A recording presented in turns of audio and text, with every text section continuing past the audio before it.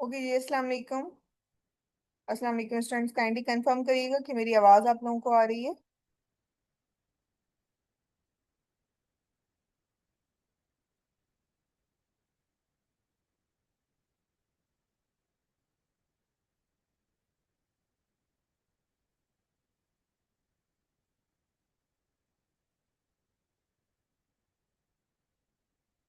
जी, kindly confirm करिएगा मेरी आवाज़ आप लोगों को आ रही है और स्क्रीन जो है वो शेयर्ड हो चुकी है। यस मैम, आवाज आ रही है आपकी। क्लियर आवाज है आपकी। Okay fine. We are starting just in 1 or 2 minutes। Okay.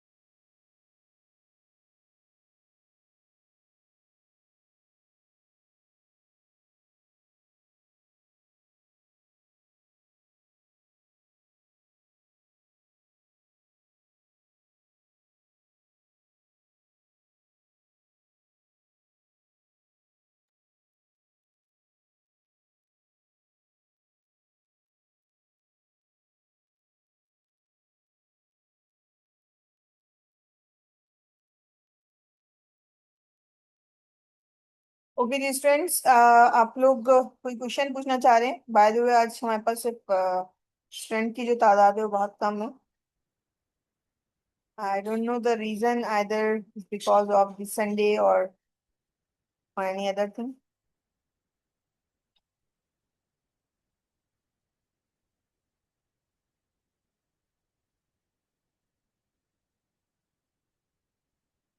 चलें, अभी हम अपना सेशन जो है वो स्टार्ट करते हैं। ठीक है। और जिस तरह से कल हमने बात की थी कि इस वीक में हमने जो है प्रोटीन के स्ट्रक्चर को डिटरमाइन करना था, उस स्ट्रक्चर की इवेल्युएशन करनी थी, विजुअलाइजेशन करनी थी। और जो हमारा इसके बाद का जो कोहॉर्ट था जिसमें हमने डॉकिंग के जो टूल्स हैं उनको हमने प्रैक्टिस करना था कि वो कैसे हम चलाते हैं और उनको हम रिजल्ट्स को कैसे एनालिसिस करते हैं, ये सब चीज़ें हमने देखनी है नेक्स्ट वीक में। तो आज वाला जो हमारा टॉपिक है उसको इंशाल्लाह हम वाइंड अप करते हैं। आज सबसे पहले हम चलेंगे जो हमने कल प्रोटीन का स्ट्रक्चर ड्रॉ किया था।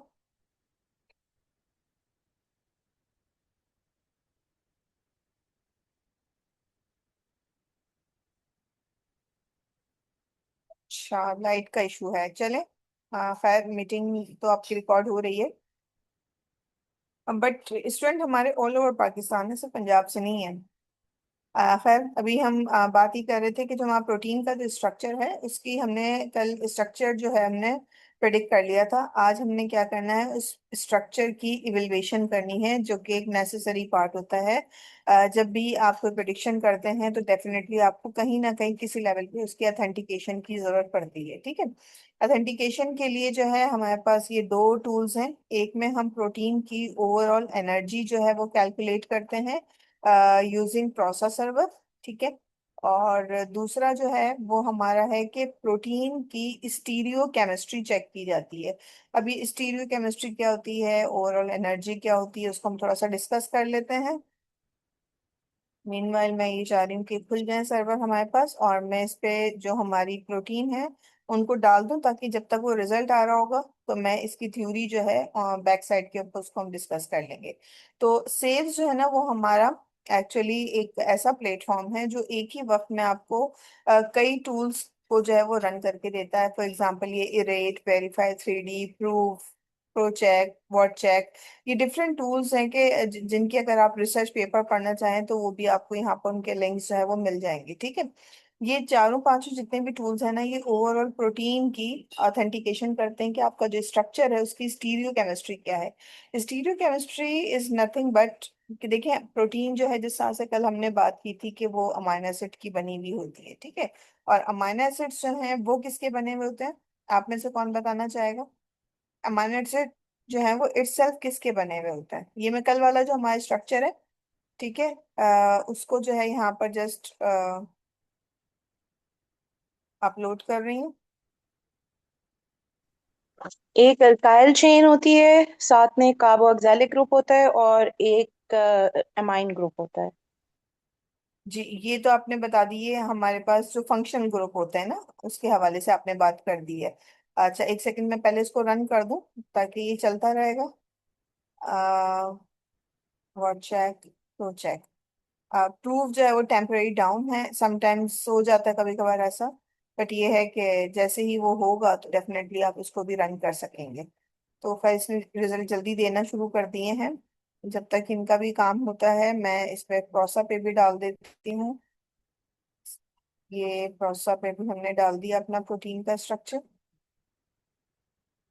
और इसका भी एनालिसिस हमने कर दी। अब स्टीरियो केमिस्ट्री क्या होती है कि जिस तरह से कल हम बात कर रहे थे कि आपका जो प्रोटीन है ना वो एक्चुअली बना हुआ होता है अमाइनो एसिड्स का, और अमाइनो एसिड्स जो हैं उसमें फंक्शनल ग्रुप्स जो हैं, तो फंक्शनल ग्रुप कहें या ना कहें, हम उसको सिंपल एक्चुअली वो एटम्स का बना हुआ होता है। प्रोटीन के अंदर जो एटम्स पाए जाते हैं, अगर हम उसको देखना चाहें कि प्रोटीन के अंदर जो है अमाइनो एसिड्स के अंदर जो एटम्स होते हैं, वो आपके पास एक तो कार्बन होता है, ठीक है, दूसरा आपके पास हाइड्रोजन होता है। मतलब अमाइनो एसिड कोई भी हो आपका, लेकिन जो एटम्स हैं उसकी कॉम्पोजिशन के अंदर आपके पास कार्बन, हाइड्रोजन, नाइट्रोजन, ऑक्सीजन, और एक केस दो अमाइनो एसिड्स में जो है वो सल्फर भी आ जाता है। ठीक है, तो ये पांच ही आपके टोटल एलिमेंट्स हैं जो कि मिलकर आपके मुख्तलिफ किस्म के अमाइनो एसिड्स बनाते हैं, और वही बिल्डिंग ब्लॉक यानी कि अमाइनो एसिड जो है मिलकर आपकी पूरी प्रोटीन बना देते हैं।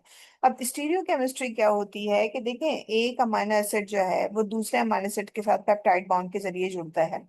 अब ये जो अमाइनो एसिड का पेप्टाइड बॉन्ड के साथ जुड़ना है, और फिर उसके साथ तीसरे अमाइनो एसिड का, चौथे अमाइनो एसिड का जुड़ना है, फिर इनका मजीद कॉम्पैक्ट होकर आपका जो अल्फा हेलिक्सेस थे, फिर बीटा शीट्स थी जो कि इस तरह से कॉइल लाइक स्ट्रक्चर होता है।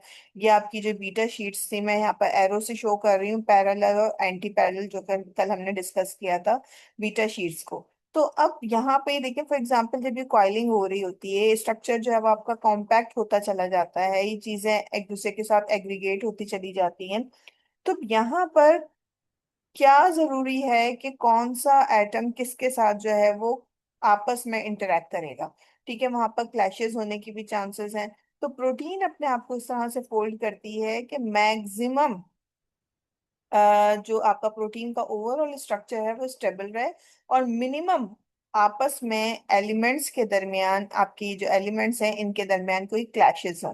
ठीक है, तो इस किस्म की सिचुएशन के लिए डेफिनेटली एलिमेंट्स को आपस में एक दूसरे के लिए जो है वो जगह बनानी पड़ती है। This is actually called the overall stereo chemistry, कि किस तरीके से आपके एटम्स जो हैं वो 3D स्पेस के अंदर एक दूसरे के साथ कंपनसेट करके अपने आप को अलाइन करते हैं, और प्रोटीन के स्ट्रक्चर को स्टेबलाइज करते हैं। ठीक है, तो ये आपकी कहलाती है स्टीरियो केमिस्ट्री।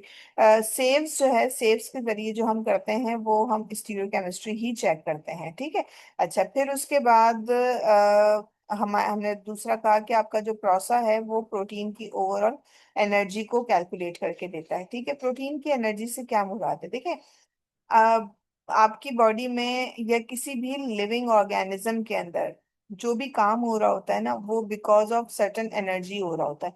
और हमारी बॉडी में भी हम जितने काम कर रहे हैं because of the ATP molecule कर रहे होते हैं, ठीक है। अब मतलब अगर हम अपनी अपनी बॉडी को ले लें या किसी भी लिविंग बॉडी को ले लें, तो वो किसी न किसी सेल की बनी हुई होती है। और सेल इट सेल्फ जो है वो मुख्तलिफ बायोमॉलिक्यूल का जो है वो बना हुआ होता है। वो रिसोर्सेज आपकी कोई भी हो सकती हैं, बैक्टीरिया हो सकती हैं, आपके एनिमल्स हो सकते हैं, आपके प्लांट्स हो सकते हैं, और आपके ह्यूमन हो सकता है, ठीक है।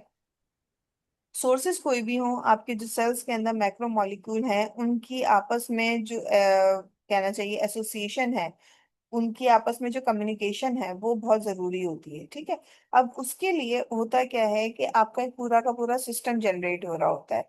आप इस चीज को यूं समझ लीजिए, आप लोगों ने बहुत जूनियर क्लासेस के अंदर स्कूल लेवल पर, इंटर लेवल पर ये नहीं पढ़ा होगा कि कोई भी जब सिस्टम होता है ना, वो स्टेबल जब ही होता है जब उसकी एनर्जी, जो ओवरऑल एनर्जी होती है, उसमें मौजूद जो मॉलिक्यूल होते हैं उनके अंदर रैंडमनेस जब कम होती है, तभी आपका सिस्टम जो है वो स्टेबल होता है। एक फिजिक्स का फिनोमेना है, ठीक है।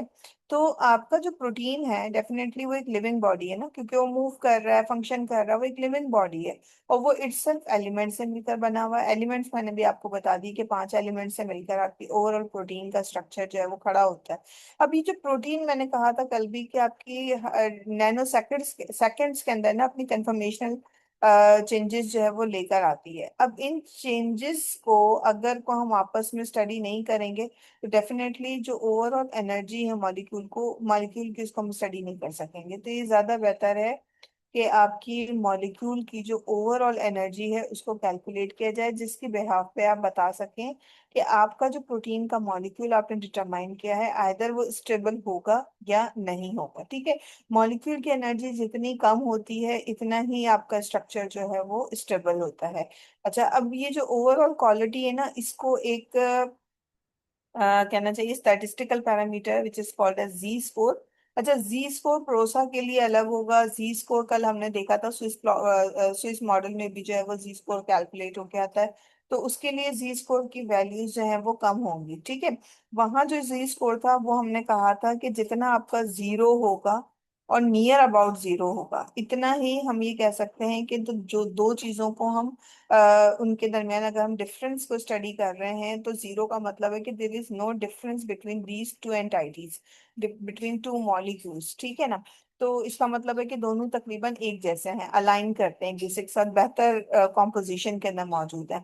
तो वहां पर नॉर्मली जो कंसीडर किया जाता है, स्कोर में स्विस मॉडल के हवाले से बात कर रही हूँ, तो वहां पर आपका जी स्कोर नॉर्मल जो कंसीडर किया जाता है वो जीरो, नियर अबाउट जीरो होता है। जितना वो पॉजिटिव की तरफ जाता जाता है, मतलब ऊपर की तरफ ज्यादा जाता है, तो हम ये कहते हैं कि ये डिस्टेंस जो है दोनों मॉलिक्यूल्स के दरमियान या दो जो भी आपकी चीजें हैं उनके दरमियान बढ़ता जा रहा है, जिसकी वजह से अब जो शेप है प्रोटीन का ओवरऑल वो चेंज भी हो सकता है, उसके अंदर डिजास्टर्स भी आ सकते हैं। यहाँ पर प्रोसा के अंदर जो आपका जी स्कोर है ना, वो नॉर्मली आपका जितना माइनस की वैल्यूज में होगा, ठीक है, तकरीबन आपका -6 से -10 के इन बिटवीन अगर आपका आपका जो जी स्कोर है, -6 से -10 के दरमियान अगर आपका जी स्कोर आता है, तो हम ये कंसीडर करते हैं कि आपका मॉलिक्यूल जो है वो बेहतर है। आपका मॉलिक्यूल जो ओवरऑल है उसकी एनर्जी जो है वो कम है, और मॉलिक्यूल इस बेहाफ के ऊपर जो है वो आपका स्ट्रक्चर मॉलिक्यूल, स्टेबल मॉलिक्यूल है। और इसके अंदर जो है हम इसको फर्दर अपनी डॉकिंग स्टडीज के लिए लेकर जा सकते हैं। तो यहाँ पर हमारे मॉलिक्यूल की जो ओवरऑल क्वालिटी आ रही है वो -8.6 आ रही है, ठीक है, जो कि यहाँ पर आप रिप्रेजेंट जो है वो देख सकते हैं कि किस तरह से यहाँ पर ये डॉटेड जो है ना आपको मॉलिक्यूल बता रहा है कि ये आपकी प्रोटीन है। और इसको जब स्टडी किया गया, यहाँ पर आपके पास ये दो शेड्स नजर आ रहे हैं। जो डार्कर शेड है वो एनएमआर के स्ट्रक्चर्स हैं, और जो लाइटर शेड है वो एक्सरे के स्ट्रक्चर है। यहाँ पे एक एक डॉट जो है ना वो एक्चुअली एक एक प्रोटीन को जो है वो रिप्रेजेंट कर रहा होता है। प्रोटीन की जो लेंथ है वो नॉर्मली आप अगर हम कहें ना कि प्रोटीन हमारी बॉडी के अंदर लाखों करोड़ों प्रोटीन्स पाई जाती हैं, तो उनमें से ज्यादातर प्रोटीन की जो लेंथ होती है ना वो आपकी लाई करती है अंडर 500, ठीक है। 500 से कम जो लेंथ के जो अमाइनो एसिड्स होते हैं ना, वो तकरीबन 80% प्रोटीन्स जो है ना उनमें अमाइनो एसिड की जो कहना चाहिए कि तादाद होती है 500 से लेस होती है। बाकी जो आपके 20% रह जाते हैं या 25% रह जाते हैं, उनमें से कुछ प्रोटीन आपकी वो कुछ बड़े बड़े, उनमें बहुत ज्यादा अमाइनो एसिड्स पाए जाते हैं। उनकी लेंथ जो है वो आपकी ये जो इस किस्म की प्रोटीन है उनके मुकाबले में कम होती है, ठीक है। और यही चीज जो है वो ये आपका ग्राफ जो है वो आपको समझा रहा है। अब ये कह रहे हैं चूंकि आपकी जिस प्रोटीन पे इन्होंने काम किया था ये तकरीबन 295 अमाइनो एसिड की, 300 अमाइनो एसिड की थी। तो देखिए आपकी ये 200 है, ये 400 है, इन बिटवीन यहाँ पर आपका कहीं 300 बनता है, ठीक है। तो ये कह रहे हैं कि आपकी protein according to the length जो है वो यहाँ लाई करती है एक्स एक्सिस के ऊपर, और वाई एक्सिस के ऊपर अगर हम देखें तो इसकी जो ओवरऑल जी स्कोर निकल रहा है according to the energy calculation, तो ये तकरीबन आपका -8.6 निकल रहा है, जो कि काफी स्टेबल है, ठीक है ना। तो ये एनर्जी आपकी देखें जितनी ऊपर की तरफ जाती जाएगी इतना ही आपका प्रोटीन का स्ट्रक्चर जो है वो डिस्टेबलाइज होता चला जाएगा। तो एक तो ये हमने यहाँ पर कंफर्म किया कि जी स्कोर क्या था। इस ग्राफ को आप कैसे स्टडी करते हैं and according to this result आपकी प्रोटीन जो है वो कहाँ लाई करती है।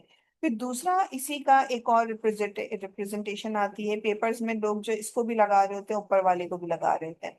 अब यहाँ पे इन्होंने देखे, इन्होंने कहा है कि आपकी इसी एनर्जी को, ये जो कैलकुलेट हुई है ओवरऑल ईच अमाइनो एसिड की जो एनर्जी को कैलकुलेट किया गया है, इसको इन्होंने जो है वो एनर्जी को जो स्कोर किया है ना वो इन्होंने किया है पॉजिटिव वैल्यूज और नेगेटिव। यानी कि आप ये समझ लें अगर आपके पास ये स्केल होता है ना, ये आपके पास एक स्केल है, ठीक है। इन बिटवीन आपके पास यहाँ कहीं जीरो है और यहाँ आपके पास सारी पॉजिटिव वैल्यू जैसे 1, जो हमारा ग्राफ हम बनाते हैं, ठीक है, 2, फिर 3, फिर 4, ठीक है। और फिर इसी तरह से आपके पास यहाँ पर -1 है, फिर -2 है, फिर -3 है, ठीक है। तो यहाँ पर आपके पास ये वैल्यूज होती हैं। अच्छा, अब ये जो ग्राफ बनाया गया है ना वो इसी तरह से है कि आपके पास इन बिटवीन जीरो है, और जीरो से जो ऊपर है वो आपकी पॉजिटिव वैल्यू है, जीरो से जो नीचे है वो आपकी नेगेटिव वैल्यू। जैसा कि थोड़ी देर पहले मैंने बताया कि अगर ओवरऑल प्रोटीन की मॉलिक्यूल की एनर्जी माइनस में होगी, मतलब कि लोअर होगी, तो आपका स्ट्रक्चर जो है वो स्टेबल होगा।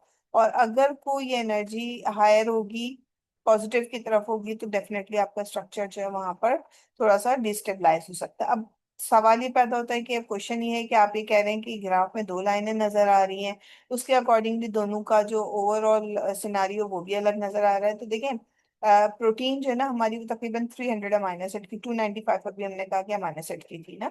अब यहाँ पर ये जो डार्कर लाइन है ना इसमें इन्होंने जो एवेल्युएशन की है ना वो 40 अमाइनो एसिड के बाद की है। यानी कि 40 अमाइनो एसिड को इन्होंने एक साथ इकट्ठा करके और उसको जो है वो एक डॉट डाल के रिप्रेजेंट किया, फिर अगले 40, फिर उसके अगले 40, उसके अगले 40। तो जब आपका विंडो साइज बड़ा हो जाता है ना तो आपका जो ग्राफ बन रहा है ना वो इस तरह से डार्कर लाइन में आ रहा है। अच्छा, दूसरी तरफ ये जो लाइटर लाइन है ना इसमें इन्होंने सिंपल क्या किया है कि अमाइनो एसिड को है ना वो 10-10 के विंडो साइज के अंदर डिवाइड किया है, और फिर एक एक जो है वो ड्रॉ किया है, आपका कहना चाहिए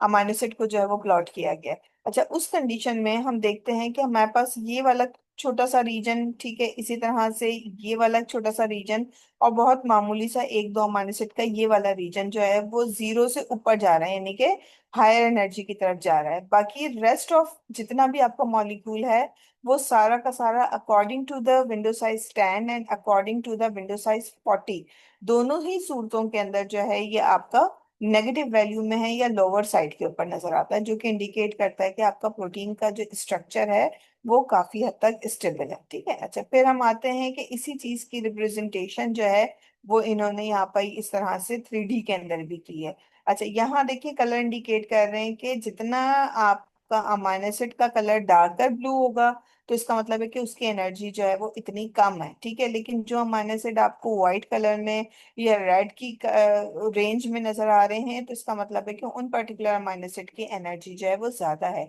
और इस चीज को अगर आप गौर से देखें तो हमें जब हम विंडो साइज हमने अपना 10 किया हुआ था ना तो हमें महसूस हो रहा था कि कुछ अमाइनो एसिड जो है वो ऊपर की तरफ जा भी रहे हैं। सेम इसी चीज को जो है अगर आप इस पे देखना चाहें पर अमाइनो एसिड की विंडो के हिसाब से तो हमारे पास कुछ अमाइनो एसिड हैं स्टिल जो कि हाई एनर्जी रखते हैं। ठीक है, हाई एनर्जी होने की बहुत सारी वजूहत हो सकती हैं।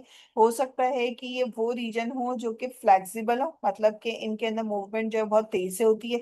स्पेशली वो रीजन जिनके अंदर एक्टिव साइट्स पाए जाते हैं, जहाँ पर आपकी सबस्ट्रेट की बाइंडिंग होती है और सबस्ट्रेट बाइंड होता है, प्रोडक्ट में कन्वर्ट होता है, फिर डिटैच होता है। अब इन चीजों में डेफिनेटली आपके मॉलिक्यूल के अंदर बहुत चेंजेस आ रही होती है ना, स्ट्रक्चर के हिसाब से, कंफर्मेशन के हिसाब से। तो उसके अंदर नॉर्मली आपकी जो अमाइनो एसिड है वो ओवरऑल जो उनकी एनर्जी होती है वो डिस्टेबलाइज हो जाती है। दैट इज वाई आपके पास देखिए अगर अंदरूनी कोर के अंदर जो है ये आपका, अगर मैं कहूँ ये अंदर का जितना हिस्सा है ना, इसके अंदर कुछ अमाइनो एसिड जो है वो आपके, बल्कि अच्छे खासे अमाइनो एसिड मैं कहूंगी कि आपके रेड कलर में नजर आ रहे हैं, जो कि इंडिकेट कर रहे हैं कि आपका प्रोटीन का स्ट्रक्चर जो है वो इस पर्टिकुलर रीजन के अंदर वक्ती तौर पर जिसकी एनर्जी जो है वो हाई है वो डिस्टेबलाइज हो सकता है। और रीजन मैंने उसकी बता दी कि डिस्टेबलाइजेशन का मतलब ये नहीं कि स्ट्रक्चर टूट जाएगा, ब्रेकअप हो जाएगा और ना ही एनर्जी बहुत ज्यादा है, बट ये वो रीजन हो सकता है कि जहां आपका अमाइनो एसिड जो है अपने सबस्ट्रेट के साथ बाइंड करता हो, मतलब ये आपकी एक्टिव साइड या बाइंडिंग साइड पॉकेट हो, जिसके अंदर चूंकि सबस्ट्रेट आएगा, बाइंड होगा, प्रोडक्ट में कन्वर्ट करेगा, तो जिसकी वजह से मॉलिक्यूल की जो कंफर्मेशन है उसके अंदर चेंजेस आएंगे। ठीक है, अच्छा फिर हम आगे चलते हैं सेब्स के रिजल्ट के ऊपर। इसके भी तकरीबन सारे रिजल्ट आ गए। अच्छा, इरेट, वेरीफाई, बॉट चेक, ये तीनों बल्कि चारों ही जो आपकी स्टीरियो केमिस्ट्री को जो है वो डिफाइन कर रहे होते हैं। इसके अकॉर्डिंगली कहते हैं कि आपका प्रोटीन का जो क्वालिटी फैक्टर है वो तकरीबन 95% है, और इसके अकॉर्डिंगली आपका जो स्ट्रक्चर है ओवरऑल क्वालिटी जो है वो बहुत अच्छी है। ठीक है, वेरीफाई 3D जो है वो कह रहा है कि आपका जो स्ट्रक्चर है ना, उसकी जो स्टीरियो केमिस्ट्री उसने कैलकुलेट की है वो 78.98 है, यानी कि वो राउंड अप करूं तो 79% है। ठीक है, इसमें ये कह रहे हैं कि ओवरऑल जो एनर्जी होती है या स्टीरियो केमिस्ट्री होती है वो अगर आपकी मोर देन 0.1 है, ठीक है ना, तो उसके अकॉर्डिंगली अब ये कह रहे हैं कि देखो आपके fewer than 80% of the amino acid have score more than और equal to 0.1 in the 3D profile. ठीक है, दैट इज वाई इन्होंने कहा है कि आपका जो स्ट्रक्चर जो है ना वो फेल हो गया है। अगर को आपके पास 80% से ज्यादा अमाइनो एसिड की ओवरऑल जो स्टीरियोकेमिस्ट्री है, जिसका स्कोर है वो मोर देन 0.1 या इक्वल टू 0.1 होता, तो आपका ओवरऑल स्ट्रक्चर जो है उसकी स्टीरियोकेमिस्ट्री और उसकी स्टेबिलिटी को जो है ये गुड बताता। लेकिन यहाँ पे जो फेल किया है उसकी रीजन क्या है कि हमारा बहुत माइन्यूट सा डिफरेंस आ रहा है, हम तकरीबन 79% पे खड़े हुए हैं, जबकि इसका क्राइटेरिया ये है कि ये 80% से अबव को जो है ना वो एक्सेप्ट कर रहा होता है। ठीक है, दैट इज वाई इसका रिजल्ट में यहाँ पर आपका फेल लिखा हुआ है। अच्छा, फिर आपके पास अगली, अच्छा अब एक पहले मैं डिस्कस कर लूँ, उसके बाद एक और भी आपका यहाँ पे चीज जो थी वो कॉन्सेप्ट क्लियर करना है।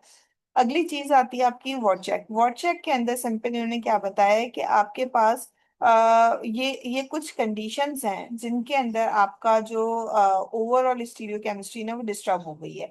अच्छा, एक चीज जो आपको रेड में नजर आ रही है, एक ग्रीन में, एक येलो में नजर आ रही है। अगर मैं इंडिविजुअली फॉर एग्जांपल इस पे क्लिक करती हूँ,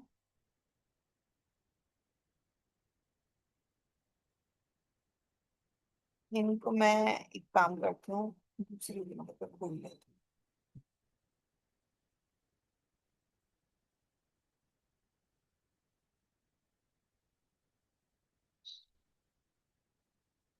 हाँ, ये ओपन हो जाते हैं।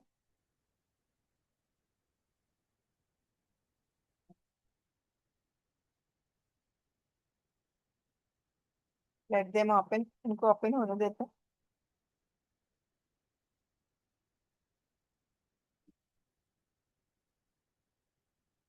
अच्छा, उसके बाद हमारा ये जो ये दो मैंने बता दिए। प्रोजेक्ट के अंदर जो है ना आपका एक रामाचंद्रन प्लॉट बन के आता है। जब तक ये ओपन होते हैं ना मैं आपको थोड़ा सा रामाचंद्रन प्लॉट जो है ना उसकी वो बता देती हूँ, थ्योरी बता देती हूँ कि इसको हम कैसे स्टडी करते हैं। रामाचंद्रन प्लॉट ना आपका इस तरह से कुछ बन के आता है, अगर मैं आपको बताऊं, ये बताना आसान होगा इसको। ठीक है, इसको हम थोड़ा सा बड़ा कर लेती हूँ। अच्छा, रामाचंद्रन प्लॉट ना आपका इस तरह से आप ही समझ लें, आपका एक ग्राफ है। और ग्राफ को वर्टिकली भी और हॉरिजॉन्टली दोनों तरीके से जो है ना, बीच में आप इसको इस तरह से डिवाइड करते हैं कि सेंटर में आपके पास जो है वो सिफर होता है, ठीक है। आपके यहाँ पर राइट साइड पे पॉजिटिव वैल्यूज होती हैं और ये लेफ्ट साइड के ऊपर नेगेटिव वैल्यू होती है। इसी तरह से वाई एक्सिस के ऊपर बिल्कुल मिडिल के अंदर आपके पास सिफर होता है, ऊपर पॉजिटिव वैल्यू होती है, नीचे जो है वो आपकी नेगेटिव वैल्यू होती है। अच्छा, अब ये जो ग्राफ बनाया जाता है, ये जो ये वैल्यू होती है ना, ये आपकी फाई एंगल और साई एंगल के इन बिटवीन बनती है। अब फाई एंगल और साई एंगल, आप में से किसी को कुछ याद है इस हवाले से, प्रोटीन के स्ट्रक्चर के हवाले से, कि फाई एंगल और साई एंगल क्या होते हैं? जी, एनीवन?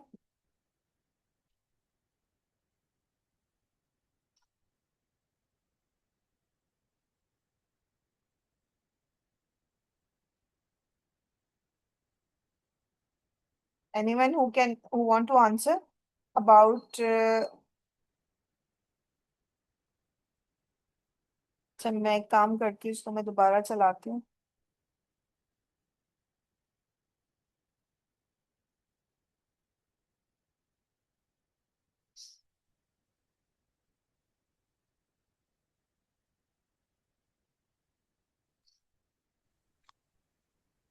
मैडम ये एंगल्स में वो तो नहीं याद कोई रोटेशन का था कि एक रोटेशन होती है वो फाई एंगल की होती है, एक रोटेशन होती है साई एंगल की, जो कि मॉलिक्यूल्स डिफरेंट होते हैं जिनके अराउंड वो रोटेट कर रही होती है। बिल्कुल रोटेशन ही की मैं बात कर रही हूँ यहाँ पर।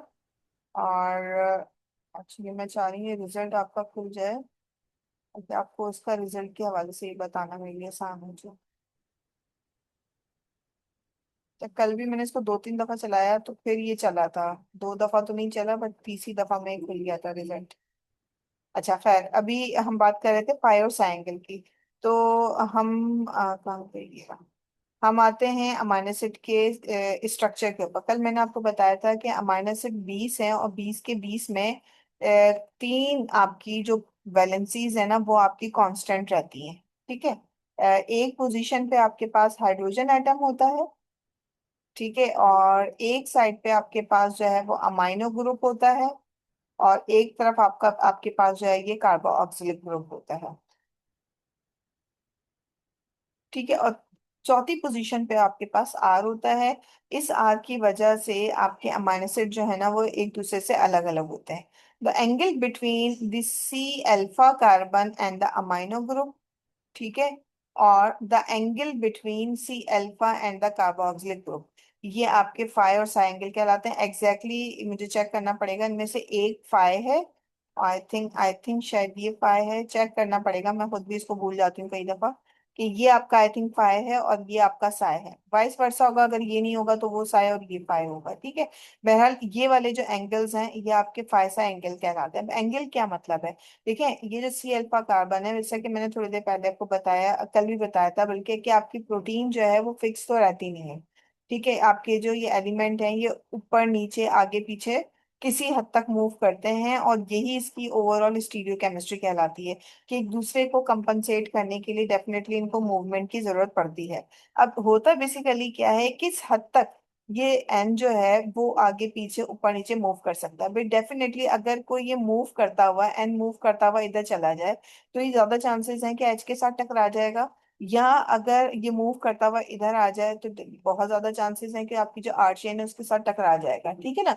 या इसी तरह अगर ये ऊपर की तरफ जाएगा तो ऊपर, क्योंकि देखिए ये तो अभी आप 2D के अंदर देख रहे हैं, जब 3D के अंदर आप सोचें तो ये एटम्स जो हैं आपका, ये ऑक्सीजन हो गया, कार्बन हो गया, और फिर ये जो आर चेन है, आर चेन में तो काफी सारे एटम होंगे, तो वो भी तो इस एन के आगे पीछे कहीं मौजूद होंगे ना। तो एक लेवल होता है जिसके अंदर ये आपका एन जो है वो ऊपर नीचे आगे पीछे मूव कर सकता है, बिल्कुल इसी तरह ये एच, बिल्कुल इसी तरह ये ओ, ये कार्बन, और इस आर के जो है वो एलिमेंट। अब ये जो पॉसिबिलिटीज है ना, कि ये एन कहाँ तक मूव कर सकता है, कार्बोक्सिलिक ग्रुप कहाँ तक मूव कर सकता है, उस उन पोजीशंस को लेकर जो है ना वो ये रामाचंद्रन प्लॉट बनाया गया, और इसमें देखा गया कुछ स्पेसिफिक जो है वो कंडीशंस होती हैं, या कहना चाहिए पोजीशंस होती हैं, जिसमें आपका जो ये जो एलिमेंट्स हैं ये आगे पीछे मूव कर सकते हैं, ठीक है। उसके अकॉर्डिंगली ये कहते हैं कि आपके पास अगर को फॉर एग्जाम्पल कोई भी एटम है और उसका फाई एंगल जो है, अगर फॉर एग्जांपल ये 0 है, ये +180 है, तो इसका मतलब है कि बीच में जो है ये 90 होगा। ठीक है। और उसके ऊपर अगर उसका ही फर्दर हम हाफ कर लें तो ये आपका 90 में +45 अगर हम मिला लें तो ये आपका 135 बन जाएगा। तो तकरीबन यहाँ पर अगर मैं देखूं तो ये आपका बन रहा है 135 +135। ठीक है। अच्छा, तो अगर को फॉर एग्जांपल मैं कहूँ कि किसी अमाइनो एसिड का साई एंगल जो है वो +135 है। ठीक है। और उसका जो फाई एंगल है बिल्कुल इसी तरह, अगर मैं यहाँ पर डिवाइड करूँ तो ये 0 है और ये आपका -180 है, तो इन बिटवीन जो आपके होगा वो आपका -90 होगा। ठीक है। इन बिटवीन आपका -90 होगा, और बिल्कुल ऐसे ही इसका मैं फर्दर आधा करूंगी तो वो आपका -135 होगा। ठीक है ना। तो अगर को फॉर एग्जांपल मैं कहूँ कि किसी अमाइनो एसिड का फाई एंगल जो है वो -35 है, -35 है, और उसका जो साई एंगल है वो +135 है, तो उसको हम प्लॉट कहाँ करेंगे उसके अकॉर्डिंगली भी देखो, यहाँ पर मैं कह रही हूँ कि फाई एंगल 135 है। ठीक है। ठीक है। और जो साई एंगल है वो +135 है, तो इसका मतलब है कि मेरा जो माइनस है यहाँ पर, उसका कलर चेंज कर देती हूँ, मेरा माइनस सेट जो है वो इस जगह पे आके जो है ना वो प्लॉट होगा। क्लियर। तो अब यहाँ पर आपको देखें, एक तो कलर्स नजर आ रहे हैं, एक आपको रेड कलर नजर आ रहा है, येलो कलर नजर आ रहा है, आपके पास व्हाइट कलर नजर आ रहा है। ठीक है। तो एक तो इस चीज को समझें कि रामाचंद्रन प्लॉट में वो अमीनो एसिड जो कि रेड कलर के रीजन में आते हैं, प्लॉट होते हैं, वो आपका हाईली फेवरेबल रीजन कहलाया जाता है अकॉर्डिंग टू द स्टीरियोकेमिस्ट्री। ठीक है। फिर उसके बाद ऐसा नहीं है कि ये बहुत ही स्ट्रिक्ट रूल है, डेफिनेटली कुछ वैल्यूज होती हैं जो कि बहुत ही आराम से जिसके अंदर मूवमेंट हो सकती है एटम एटम की, और कहीं पर हम थोड़ी सी तकदो के बाद मूवमेंट करवा सकते हैं without changing the overall quality of the protein structure. तो वो आपकी कहलाती है एडिशनली अलाउड रीजन, जो कि आपके पास यहाँ पे येलो कलर में आते हैं। यानी कि अगर आपका माइनसेड येलो या रेड दोनों में से किसी भी एक के अंदर का प्लॉट होता है, तो इसका मतलब ये है कि वो amino acid energetically stable position के अंदर है और वो नॉर्मल मूव कर रहा है। लेकिन अगर आपका अमीनो एसिड ये वाइट रीजन में प्लॉट हो जाता है, फॉर एग्जांपल ये आपके पास फाई एंगल, लेट सपोज मैं कहूँ कि फाई एंगल आपका इन बिटवीन ये जो है ना ये वो 90 है। ठीक है, ये 90 है तो इसका यहाँ पर तकरीबन 45 बन गया। अगर मैं कहूँ कि किसी अमीनो एसिड का फाई एंगल जो है ना वो 45 है, +45 है, और उसका साई एंगल जो है ना वो भी आपका, वो है आपका -135। ठीक है। तो इसका मतलब है कि अमीनो एसिड जो है ना वो कहीं यहाँ जाके प्लॉट हो रहा होगा, इस जगह पे प्लॉट हो रहा होगा। अब ये जो व्हाइट रीजन है ना ये आपका हाईली अनस्टेबल रीजन है। अगर आपका अमीनो एसिड इस व्हाइट कलर के रीजन में कहीं पर भी प्लॉट होगा तो इसका मतलब है कि इस अमीनो एसिड की ओवरऑल जो स्टीरियो केमिस्ट्री है वो अच्छी नहीं है, और इसकी वजह से आपका प्रोटीन का जो ओवरऑल स्ट्रक्चर है ना वो, उसका स्ट्रक्चर जो है वो भी स्टेक के ऊपर आ जाता है। मतलब कि किस हद तक हम इस पे वो कर सकते हैं, कॉम्प्रोमाइज कर सकते हैं, तो उसके लिए साइंटिस्ट ने ये जवाब दिया है कि अगर आपके प्रोटीन के ओवरऑल 2% से कम अमाइनो एसिड, 2% से कम अमाइनो एसिड अगर आपके डिस अलाउड रीजन में आ रहे हैं, यानी कि वाइट रीजन में आ रहे हैं, ठीक है, तो आपका प्रोटीन का स्ट्रक्चर जो है उसको स्टेबल ही करार दिया जाएगा। ऐसा जरूरी नहीं है कि आप हमेशा आपका 100% जो है ना वो रेड और येलो कलर के अंदर ही आ रहा है। होता है कई दफा कि आपको कुछ अमाइनो एसिड जो है वो व्हाइट कलर के अंदर रीजन में भी आ जाते हैं, लेकिन अगर वो ओवरऑल प्रोटीन के अंदर जितने भी अमाइनो एसिड हैं उसका 2% से कम है तो फिर ठीक है, चलो हम उसको कंसीडर करेंगे कि स्ट्रक्चर जो है वो आपका स्टेबल है। लेकिन अगर ये 2% से ज्यादा है, ठीक है, तो उसका मतलब ये हुआ कि स्ट्रक्चर जो है हमारा कॉम्प्रोमाइज हो गया है और इसको जो है वो हमें दोबारा से देखने की जरूरत है। तो यहाँ पर अच्छा एक सेकंड, मैं इसको पहले, ये हमारा जो था ना ये कहलाता है रामाचंद्रन प्लॉट। ठीक है। अच्छा, इसको मैं,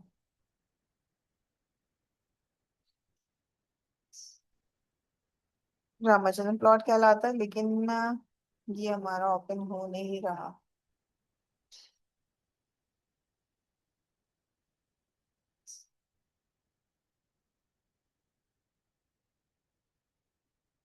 हाँ, क्रोशे का भी चल रहा है। अच्छा, यहाँ पर मैं आपको वैसे ही बता देती हूँ, यहाँ पर क्या करते हैं कि अगर को या आप लोग चलाएं उस वक्त अगर खुल जाए, मेरे पास भी अगर खुल जाएगा तो बहुत अच्छी बात है, बट ठीक इस वक्त नहीं खुल रही है। है। अब इसको हम किस तरह से डिफाइन करते हैं, एक तो देखो हमने यहाँ पर इन दो को तो हमने डिफाइन कर दिया कि इसके अकॉर्डिंगली ओवरऑल क्वालिटी अच्छी है, इसके अकॉर्डिंगली बिल्कुल मामूली सी वैल्यू की वजह से हमारा स्ट्रक्चर जो है वो स्टीरियो केमिस्ट्री वाइज जो है वो थोड़ा सा फेल हो रहा है। ठीक है, यहाँ पर ये बताता है वर्ड चेक कि आपके पास कौन से अमीनो एसिड हैं जिनके दरमियान जो है वो क्लैशेस आ रहे हैं। ठीक है, कुछ क्लैशेस जो है वो एक्सेप्टेबल होते हैं जो कि ग्रीन कलर के अंदर आ रहे हैं। ठीक है, कुछ जो है वो न्यूट्रल टाइप के होते हैं, मतलब इफेक्ट कर भी सकते हैं नहीं भी कर सकते, तो उनको वो येलो कलर से घेरा होता है। और कुछ बड़े डिजास्टर किस्म के क्लैशेस जो हैं वो नोट किए गए होते हैं। ठीक है, जो कि आपके पास इस तरह से मैरून कलर में आ रहे होते हैं। अब वो कौन से अमीनो एसिड हैं, जब ये रिजल्ट पे आप जाके खुलेगा ना तो उसके अंदर आपके पास एक पूरी शीट बन के आ जाती है। फॉर एग्जाम्पल आप इस पे क्लिक करेंगे तो उसका रिजल्ट आ जाएगा, इस पे क्लिक करेंगे तो कौन सा अमीनो एसिड था उसका रिजल्ट आ जाएगा। तो इस तरह से आप जो है इसके रिजल्ट्स को जो है वो चेक कर सकेंगे। यहाँ आपके पास जो है वो रामाचंद्रन प्लॉट जो है वो बन के आएगा। अभी ओपन अभी चल रहा है, जब तक चलता है हम इसको जो है थोड़ी देर में स्टडी कर लेंगे। ठीक है, अगर कोई खुल जाता है, अदरवाइज अगर नहीं भी खुलता तो उस सूरत में आपकी जो एनालिसिस है ना वो इसी तरह से होती है। लेकिन मैं कोशिश करें, अल्लाह करे इंशाल्लाह खुल जाए, क्योंकि सर्वर्स हैं समटाइम्स इनमें इश्यूज आ जाते हैं। अच्छा, अब हम चलते हैं आगे अगले स्टेप की तरफ कि हमने प्रोटीन का जो स्ट्रक्चर है, हम्म,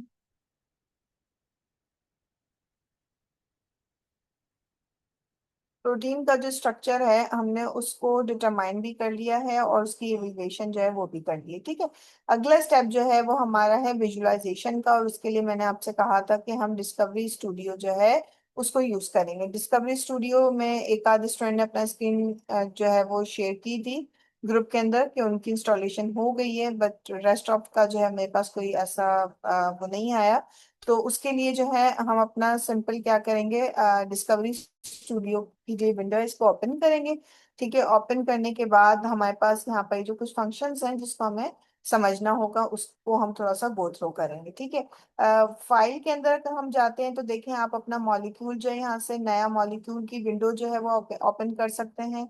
नए मॉलिक्यूल की विंडो ओपन कर सकते हैं, उस प्रोटीन की सीक्वेंस को देख सकते हैं। अगर को वो जीन है, आरएनए डीएनए का मॉलिक्यूल है तो उसका सीक्वेंस जो है वो आप यहाँ पर से देख सकते हैं। इसमें कुछ स्क्रिप्टिंग के भी चांसेस हैं, बट डेफिनेटली आप लोगों का बैकग्राउंड जो है वो अभी किसी कोडिंग साइट से नहीं है, तो इसमें से किसी ऐसे कोडिंग के फंक्शन को हम फिलहाल यूज नहीं कर रहे। फिर उसके बाद आपके पास ओपन का भी फंक्शन आता है कि फॉर एग्जांपल अगर आपके पास कोई स्ट्रक्चर जो है वो डाउनलोड होकर यहाँ पर रखा हुआ है तो आप उसको जो है यहाँ से ओपन करवा सकते हैं। अगर आपके पास उस स्ट्रक्चर का यूआरएल मौजूद है, मतलब अगर आप किसी वेबसाइट से डायरेक्ट इसको यहाँ पर लोड करवाना चाहते हैं तो ये आप ओपन यूआरएल के जरिए भी करवा सकते हैं। अगर आपके पास एक स्ट्रक्चर मौजूद है और फिर आप उसी के अंदर दूसरा स्ट्रक्चर भी ओपन करना चाहते हैं तो उसका बेस्ट तरीका ये होता है कि एक के बजाय दूसरा आप उसी विंडो के ऊपर लाना चाहेंगे ना तो आप उसके लिए इंसर्ट फ्रॉम का जो ऑप्शन होता है ना उसको आपने इस्तेमाल करना होता है। ठीक है, इंसर्ट फ्रॉम का ऑप्शन इस्तेमाल करना होता है। बाकी इसके अंदर आपके पास वो सेव क्लोज और पेज सेटअप वगैरह की जो एक नॉर्मल सेटिंग होती है वो होती है। एडिट के अंदर अगर हम जाएं तो वही रीडू और अनडू का ऑप्शन होता है, आप इसमें से मॉलिक्यूल को या पर्टिकुलर एलिमेंट्स को जो वो सेलेक्ट कर सकते हैं। इसमें से जो सबसे ज्यादा यूजफुल ऑप्शन होता है वो आपका ही सेलेक्ट का होता है, और इसको भी हम अभी चेक कर लेंगे कि इसको हम किस तरह से स्टडी करते हैं या यूज करते हैं। फिर आपके पास व्यू का ऑप्शन होता है, व्यू के अंदर आपके पास जितने भी ऑप्शन आ रहे हैं या आपके मॉलिक्यूल से रिलेटेड जो चीजें हैं उसको विजुलाइज कराने में, उनकी सेटिंग करने में आपको हेल्पफुल होता है। फॉर एग्जांपल आपको रिबन चाहिए, आपको कार्टूनिश रिप्रेजेंटेशन चाहिए जिस, और या आपको उसकी कलर की सेटिंग करनी है, आपको उसके अंदर ट्रांसफॉर्मेशन करनी है, स्पिनिंग करनी है। स्टोरी बोर्ड अभी नया है, पहले नहीं थे, उसको हमें चेक करना पड़ेगा ये क्या है। ठीक है, तो ये सब चीजें, इसके अलावा आप कुछ क्लिपिंग पैनल्स हैं वो यूज कर सकते हैं, इसका स्टीरियो व्यू जो है वो बना सकते हैं, मॉलिक्यूल को टाइल व्यू के अंदर ला सकते हैं, फुल व्यू के अंदर ला सकते हैं, यानी कि एक ही विंडो के अंदर आप उसके छोटे छोटे कई जो है वो टाइल्स बनवा सकेंगे। फिर इसकी जो ग्राफिक्स है, उसकी हायरार्की है, इसको चेक कर सकते हैं। ये सब चीजें जो है आपकी यहाँ पर इस्तेमाल होंगी। ठीक है। अच्छा, फिर केमिस्ट्री के अंदर आए तो अगर को हमें अपने मॉलिक्यूल के अंदर हाइड्रोजन एटम को ऐड करना है या निकालना है, तो उसको हम यहाँ से देख सकते हैं। किसी पर्टिकुलर एलिमेंट को अगर हमने मॉडिफिकेशन करके चेक करनी है तो वो हम यहाँ कर सकते हैं। इसकी बॉन्ड्स वगैरह की इंफॉर्मेशन देख सकते हैं। हाइब्रिडाइजेशन कौन सी हो रही है, sp1 sp2, ये हमने सब केमिस्ट्री में पढ़ा था, उसके हवाले से बात कर सकते हैं। इसकी स्टीरियो केमिस्ट्री को चेक कर सकते हैं, ओवरऑल चार्ज को देख सकते हैं। तो आपके इसके अलावा बेसिक जो प्रॉपर्टी है प्रोटीन की, हम उसको या फिर एलिमेंट की प्रॉपर्टी जो है उसको सिलेक्ट करके चेक कर सकते हैं। फिर जब हम अपने प्रोटीन का एक ओवरऑल विजुअलाइजेशन कर रहे होते हैं तो वहां पर हमें कभी कभार इमेज बनाने के लिए आपके जो एटम्स होते हैं ना उनको लेबल करना जरूरी होता है। स्पेशली जब आप अपने पेपर पब्लिकेशन के लिए फिगर्स बनाते हैं तो आपका जो इंटरेक्शन हो रहा होता है डिफरेंट अमीनो एसिड से, कुछ कंडीशन में वो ऑटो भी करके देता है और कभी कभार हमें खुद भी करवानी पड़ती है लेबल। ठीक है। फिर अगर आपको मॉनिटर करना है कि इसके अंदर कोई हाइड्रोजन बॉन्ड बनता है कि नहीं बनता, डाइसल्फाइड बॉन्ड बनता है कि नहीं बनता, सॉल्ट ब्रिज बनता है कि नहीं बनता, हाइड्रोफोबिक इंटरेक्शन होते हैं कि नहीं होते, तो वो हम यहाँ से मॉनिटर कर सकते हैं। एनिमेशन इसमें नया ऑप्शन आया है। सरफेस व्यू के अंदर कई दफा हमें अपनी कुछ रिप्रेजेंटेशन में दिखाना पड़ता है कि हमारा जो मॉलिक्यूल है जब वो फोल्ड हो जाता है तो उसकी जो ओवरऑल जो सरफेस है वो जो है वो कैसी है। ठीक है, वो हाइड्रोफिलिक है, हाइड्रोफोबिक है, उसको हम यहाँ से विजुअलाइज कर सकते हैं। इसके अंदर जो सॉल्वेंट एक्सेसिबिलिटी है वो कैसे होगी, आइसोसरफेस भी इसका नया वो आया है, फीचर आया है। अच्छा, फिर इसके अलावा आप इसके अंदर सुपर इम्पोज करके दो स्ट्रक्चर को सुपर इम्पोज करके देख सकते हैं। उनकी आरएमएसडी जो है वो कैलकुलेट करके दे सकते हैं। और फिर सीक्वेंस, अगर डेफिनेटली अगर आपके पास जो प्रोटीन है उसका आप सीक्वेंस लेवल पे कुछ अलाइनमेंट या सेकेंडरी स्ट्रक्चर करवाना चाहते हैं तो वो काम भी आप यहाँ से कर सकते हैं। बाकी ये जो चैट स्क्रिप्ट्स वगैरह की जितनी भी चीजें हैं ये सारी की सारी आपकी वर्क करती हैं ओवरऑल, कहना चाहिए स्क्रिप्टिंग के साथ। इसमें कुछ चीजें हैं जो आपको फीचर मिल जाते हैं। फॉर एग्जांपल, आप रामाचंद्रन प्लॉट यहाँ से भी बना सकते हैं, हाइड्रोफोबिसिटी प्लॉट यहाँ से भी बना सकते हैं, प्रोटीन का ओवरऑल हीट मैप यहाँ से जनरेट कर सकते हैं। ठीक है। विजुअलाइजेशन के लिए अगर आपको स्क्रिप्टिंग आती है तो स्क्रिप्ट का यूज करके आप प्रोटीन के अंदर पर्टिकुलर माइंडसेट को सिलेक्शन कैसे किया जाएगा, स्ट्रक्चर के अंदर एडिटिंग कैसे की जाएगी, लिगेंड के इंटरेक्शन को कैसे स्टडी करना है, इसके सीक्वेंस को कैसे एनालाइज करना है, वो सब चीजें आप इस वाले फीचर से कर सकोगे। ठीक है। बाकी जो टूल्स हैं इसमें जो सारी चीजें ना ये वाली वो आपकी यहाँ पर ये मौजूद है। मैक्रो मॉलिक्यूल आ गया, सिमुलेशन, और ये रिसेप्टर, फार्माकोफोर, ये सब चीजें आपकी टूल्स के अंदर यहाँ आ जाती हैं। बाकी विंडोज के अंदर तो वो ये क्लोज ऑल और ये सब चीजें कोई इसमें खास चीज, बाकी हेल्प के अंदर कोई चीज अगर ना आए तो आप अपना वो पर्टिकुलर क्वेश्चन जो है वो हेल्प में जाकर भी चेक कर सकते हैं। ठीक है। अब हमें चाहिए कि स्ट्रक्चर में मॉडल को भी ले सकते हैं जो हमने डिटरमाइन किया था।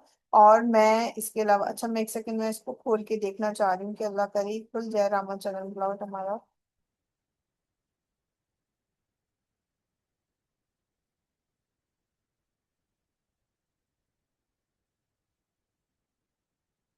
चलिए, अगर नहीं खुलता तो हम इसको डिस्कवरी स्टूडियो से करके देख लेंगे फिर।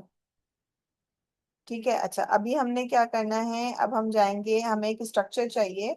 मैं इस मॉडल को भी ले सकती हूँ बट मैं मॉडल को इसलिए नहीं ले रही कि लिगेंड के साथ नहीं है, और मैं चाह रही हूँ कि आपको हम डिस्कवरी स्टूडियो के ऊपर जो भी ऑप्शंस है ना उसको हम चला के और सब चीजें करके देखें। तो उसके लिए मैं चाह रही हूँ कि स्ट्रक्चर हम ले लें जो कि हम आरसीएसबी या पीडीबी डेटा बैंक से जो है वो सर्च करेंगे।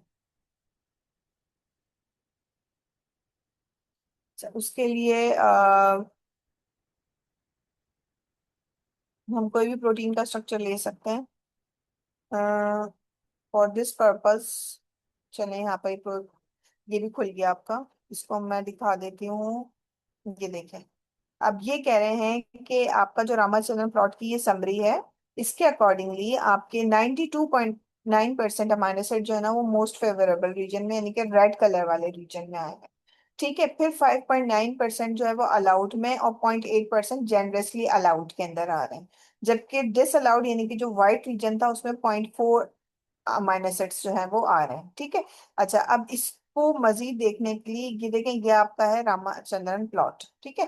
अब ये इसमें आपके सारे जितने भी रामाचंद्रन के मुख्तलिफ प्लॉट्स हैं ना, वो इसके अंदर आपकी side chain parameter, residue properties, bond angle के अकॉर्डिंगली डिफरेंट प्लॉटिंग जो है वो की गई है।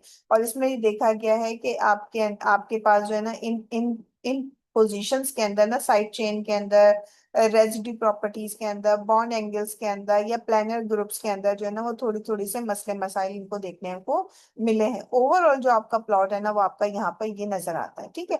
अच्छा, अभी मैंने आपको जैसा कि दिखाया था ना कि आपके रामाचंद्रन प्लॉट में रेड कलर का रीजन होगा, येलो कलर का रीजन होगा, फिर व्हाइट कलर का। जो डिटेल नॉर्मल रामाचंद्रन प्लॉट बनता है ना, उसमें येलो के बाद एक और थोड़ा सा पैल येलो कलर का रीजन आता है, जो कि आप यहाँ पर देख रहे हैं।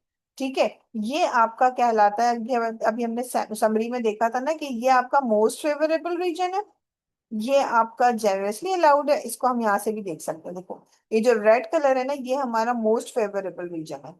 ठीक है। और जो डार्क येलो है वो हमारा एडिशनली अलाउड रीजन है। और ये जो पैल कलर के अंदर हमारे पास आ रहा है ना, ये हमारा जेनरसली अलाउड रीजन है। मतलब इसको भी हम कंसीडर करते हैं कि अगर इसमें भी हम माइनस आ रहे हैं तो वो एक्सेप्टेबल है। जो डिसअलाउड रीजन है वो हमारा ये व्हाइट वाला पोर्शन है। और इसमें अगर हम देखें तो हमारे पास एक अमाइनो एसिड जो है वो डिसअलाउड के अंदर आ रहा है, जो कि टोटल प्रोटीन का 0.4% बनता है। ठीक है। तो इसका मतलब क्या हुआ कि अगर हमारे पास 5 अमाइनो एसिड डिसअलाउड में होते तो तकरीबन ये 2% बन जाता। तो जहां पर हम ये कह सकते थे कि हमारा पूरा का पूरा स्ट्रक्चर जो है वो कॉम्प्रोमाइज हो गया, बट इस सूरत में हमारा स्ट्रक्चर जो है वो स्टेबल है, हम इसको कंसीडर करेंगे कि ये एक्सेप्टेबल होगा। इसको अगर आप अपने पेपर में लगाना चाहें तो उसके लिए आप इसको यहाँ से पीडीएफ के अंदर जो है वो डाउनलोड इसको कर सकते हैं। ठीक है। और ये नॉर्मली पेपर्स वगैरह में लगाया जाता है। मैं इसको इरेट को वर्ड चेक को यहाँ से, चलें, ये वर्ड चेक भी यहाँ पर खुल गया। अब यहाँ पे ही कहते हैं कि आप अपना कोई भी टेक्स्ट बॉक्स जो है ना वो सिलेक्ट कर लें। फॉर एग्जांपल मैं मरून वाला जो है पहला वाला इसको कर लेती हूँ।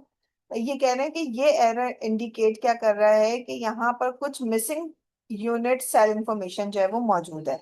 दूसरे वाले पे देखें तो यहाँ पर इनका सिमेट्री मौजूद नहीं है। इसको और खोल लेते हैं। अब इसके अंदर कह रहे हैं, मैंने 22 को खोला था, ये एरर 22 है, जिसमें ये कह रहे हैं कि साइड चेन के अंदर प्लेनैरिटी जो है वो पाई जाती है। किस अमाइनो एसिड के अंदर? अमाइनो एसिड नंबर 92 में, जो कि ग्लूटामिक एसिड है। पोजीशन नंबर आपकी, नहीं, अमाइनो एसिड 92 है। ठीक है। और इसके अंदर जो प्लेनैरिटी जो पाई जाती है ना, उसकी वैल्यू को यहाँ पे इन्होंने डिफाइन किया हो। बाकी इसकी डिटेल अगर आप देखेंगे तो आपको यहाँ पर जो है वो मिल जाएगी। इसी तरह से आपके पास, अगर मैं किसी ग्रीन को खोल लेती हूँ, अ,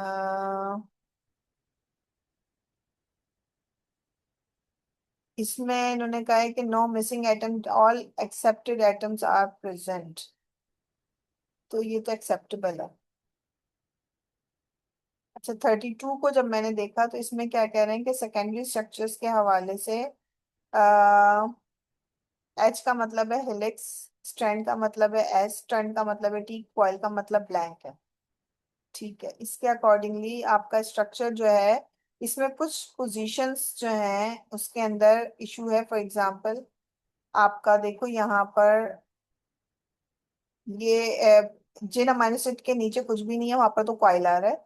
ठीक है। जिन अमाइनो एसिड के नीचे एच है वो अल्फा हेलिक्सेस हैं, जिनके नीचे एस है वो स्ट्रैंड्स हैं, और जिनके नीचे टी है वो आपके टर्न्स बना रहे हैं। ठीक है। टर्न्स जो होते हैं आपकी, फॉर एग्जांपल आपका ये हेलिक्स है।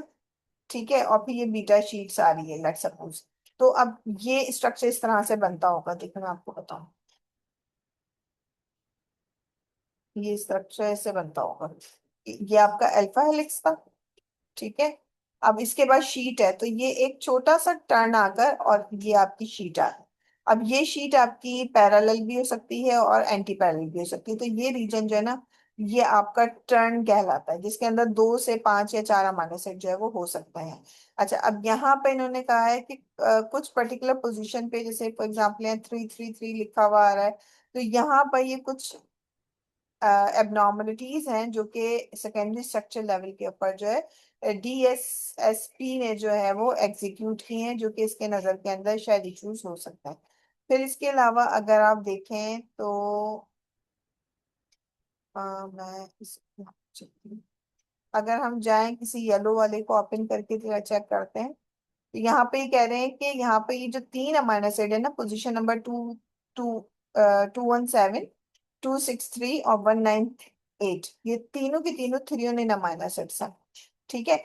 और इन तीनों अमाइनो एसिड की वजह से जो आपकी देखा जाए तो जो डिस्टेंस आ रहा है, या जो जी स्कोर के अंदर जो डिस्टेंस आ रहा है, तो उसकी वजह से जो आपका टॉर्जन एंगल है उसकी वेरिएशन जो है वो अनयूजुअल नजर आ रही है।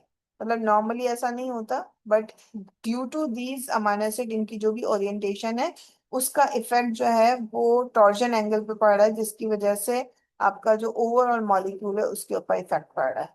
तो इस तरह से आप क्या कर सकते हैं कि इंडिविजुअल अमाइनो एसिड का इफेक्ट जो है ना, या उसकी स्टीरियोकेमिस्ट्री जो है उसको स्टडी कर सकते हैं। फिर वेरीफाई 3D के अंदर अगर हम जाएं, तो वेरीफाई 3D के अंदर अगर आप देखें तो ये कह रहे हैं कि अगर आपके अमाइनो एसिड 80% से ज्यादा, अ, अगर उनका स्कोर जो है वो 0.1 से ज्यादा होगा तो वो एक्सेप्टेबल होगा। बट हमारे केस में 79% अमाइनो एसिड जो है उन्हीं का जो है वैल्यू 0.1 से ज्यादा आ रही थी। दैट इज वाई जस्ट हमने इनको फेल कंसीडर किया। अब ये है वो ग्राफ जो कि इरेट ने बना के दिया था। ठीक है। ये आपका 0 से ऊपर की पॉजिटिव वैल्यू है और ये आपकी नीचे की वैल्यू है। ठीक है।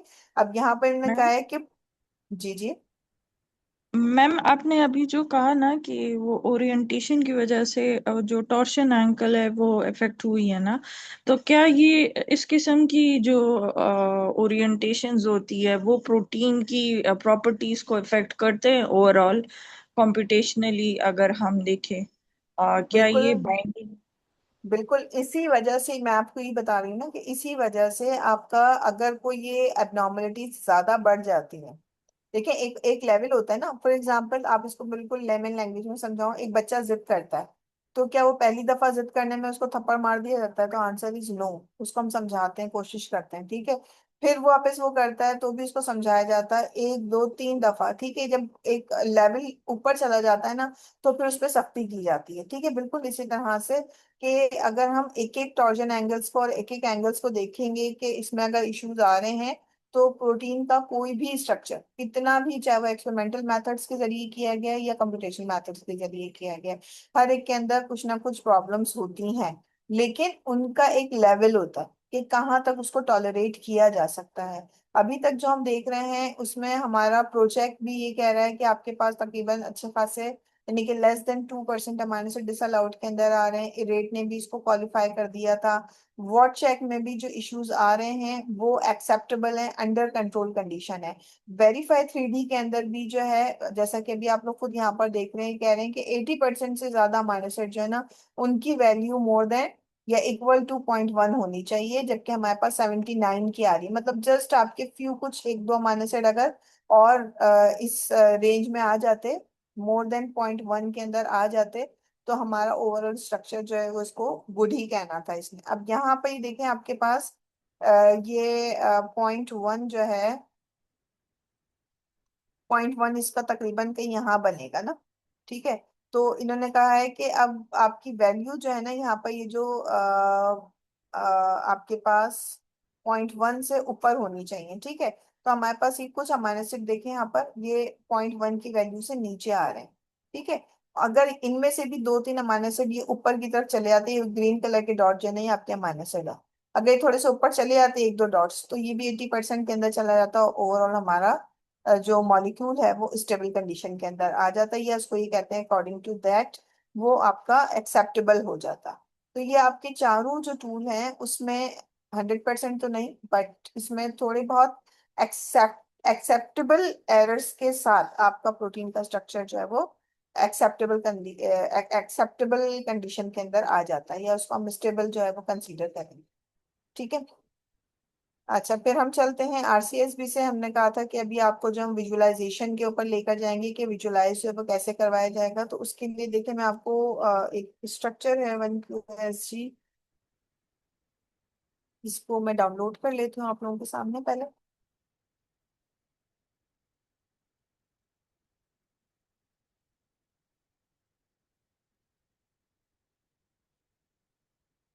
ये स्ट्रक्चर जो है ना वो आपका फैटी एसिड बायोसिंथेसिस का जो रिडक्शन आखिरी रिडक्शन रिएक्शन जो होता है ना उसका एंजाइम है। और इसको as a drug target molecule जो है वो कंसीडर किया जाता है फ्रॉम, अगर ये बैक्टीरियल रिसोर्सेज से है। तो इसका स्ट्रक्चर जो है ना, पहले मैं यहाँ से जाके और इसकी जो पीडीबी फाइल है ना उसको मैं डाउनलोड कर लेती हूँ। ये इसकी पीडीबी फाइल डाउनलोड हो गई 1 QSG की। अब इसको मैं जाके अगर ओपन करती हूँ, अगर आपके कंप्यूटर में डिस्कवरी स्टूडियो होगा ना तो आप अपने मॉलिक्यूल को डायरेक्टली ओपन कर सकेंगे डिस्कवरी स्टूडियो में। और उसका आइकन खुद ब खुद वो बल्कि उसको उठा लेगा, उसको अननोन नहीं कहेगा। लेकिन अगर आपके पास मौजूद नहीं है डिस्कवरी स्टूडियो तो उस सूरत के अंदर आपका जो मॉलिक्यूल की जो फाइल डाउनलोड करेंगे ना वो अननोन होकर आएगी। ठीक है। अब देखें ये आपका प्रोटीन का स्ट्रक्चर है। ठीक है, ये आपका प्रोटीन का स्ट्रक्चर है। और इसमें आपके पास देखें, अगर आप माउस यूज कर रहे हैं तो आपका जो राइट बटन है ना माउस का, उसके जरिए, मेरे पास लैपटॉप में तो इसी तरह हो रहा है, आप लोग काइंडली इसको दोबारा अपने पास भी चेक कर लीजिएगा। बहरहाल मेरा जो माउस का राइट बटन है उससे मैं मॉलिक्यूल को रोटेट कर रही हूँ, और जो माउस का लेफ्ट बटन है उससे मैं मॉलिक्यूल के किसी पर्टिकुलर हिस्से को देखें ऐसे सेलेक्ट कर सकती हूँ। ठीक है। जब मैं सिलेक्शन करूंगी तो वो जो सिलेक्टेड हिस्सा है वो येलो हो जाता है, जैसा कि अभी यहाँ पर हो गया। ठीक है। और जो बीच वाला जो बटन होता है ना उससे आप मॉलिक्यूल को जो है वो जूम इन और जूम आउट जो है वो कर सकते हैं। ठीक है। अच्छा, मेरे पास ये लैपटॉप के अंदर जो है वो सेंट्रल बटन नहीं है तो इस वजह से मैं जैसे इसको अभी फिलहाल नहीं कर पा रही हूँ। अदरवाइज आप इसको जो है हाँ, आप इसको जो है अगर माउस आपके पास होगा तो जो हमारा सेंटर व्हील होता है ना उससे आप मॉलिक्यूल को जूम इन जूम आउट कर सकते हैं। अच्छा, अब सबसे पहले हम क्या करेंगे, सबसे पहले तो हमारे पास मॉलिक्यूल आ गया। अब इसको हम डिस्कवरी स्टूडियो के ऊपर थोड़ा सा स्टडी करते हैं। ठीक है। सबसे पहले आपने क्या करना है, इसकी हायरार्की में जाकर ये चेक करना है कि इस प्रोटीन के अंदर कितनी चेन्स पाई जाती हैं। अब बाज़ाहिर हमें कितनी चेन्स नजर आ रही हैं, ये कह रहे हैं कि इसमें ये एक चेन है। देखो मैं इस पे सिलेक्ट करती हूँ तो ये मेरी एक चेन यहाँ पर ये हाईलाइट हो गई। ठीक है, चेन 1 है, बी है, ये बी चेन हो गई, ये सी चेन हो गई, ये डी चेन हो गई। फिर इसी तरह यहाँ तक इसमें आके 8 चेनें हैं, 4 चेन ये है, 4 चेन ये है। ठीक है ना। अब अभी हमें फिलहाल जो काम करना है ना वो एक ही चेन पे काम करना है। तो मैं क्या करूंगी, मैं यहाँ से जो एक्स्ट्रा चेन्स है ना उनको मैं हटा दूं। हटाने का एक तरीका तो ये है कि आप यहाँ पर से इसको चेक कर दें, अनचेक कर दें, सॉरी। ठीक है, तो वो मॉलिक्यूल आपके यहाँ से गायब हो जाएंगे। ठीक है।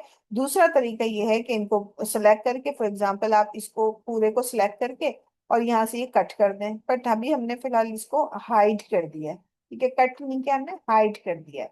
अच्छा, अब सवाल ये पैदा हो रहा है कि ABCDEFGH तक की तो प्रोटीन्स आ गई थी, तो ये दोबारा ABCD आ रहा है, फिर ABCD आ रहा है, तो ये क्या है। देखो सबसे ऊपर जो है ना प्रोटीन की चेन होती है, अगर दोबारा वही अल्फाबेट्स आ रही है या चेन भी हो सकते हैं तो ये इंडिकेट करते हैं कि आपकी प्रोटीन की इस चेन के साथ, चेन ए के साथ कोई आपका हेटेरोएटम या कोई लिगेंड जो है वो तो मौजूद नहीं है।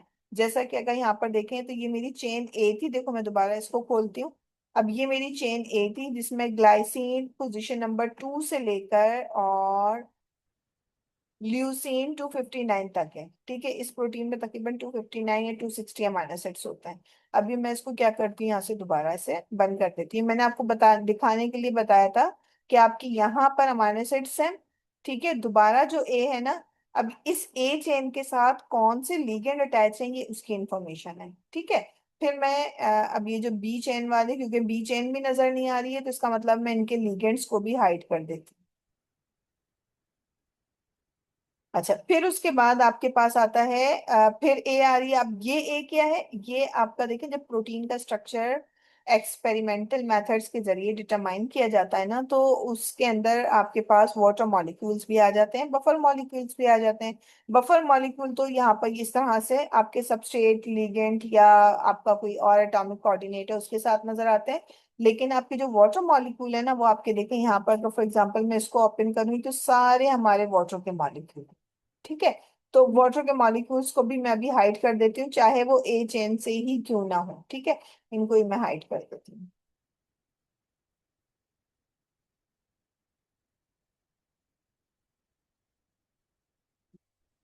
ठीक है। तो अब हमारे पास क्या है, हमारे पास सिर्फ और सिर्फ चेन ए है, प्रोटीन, और उसके जो लिगेंड है ना, ये देखो वो है हमारे पास। आ, इसको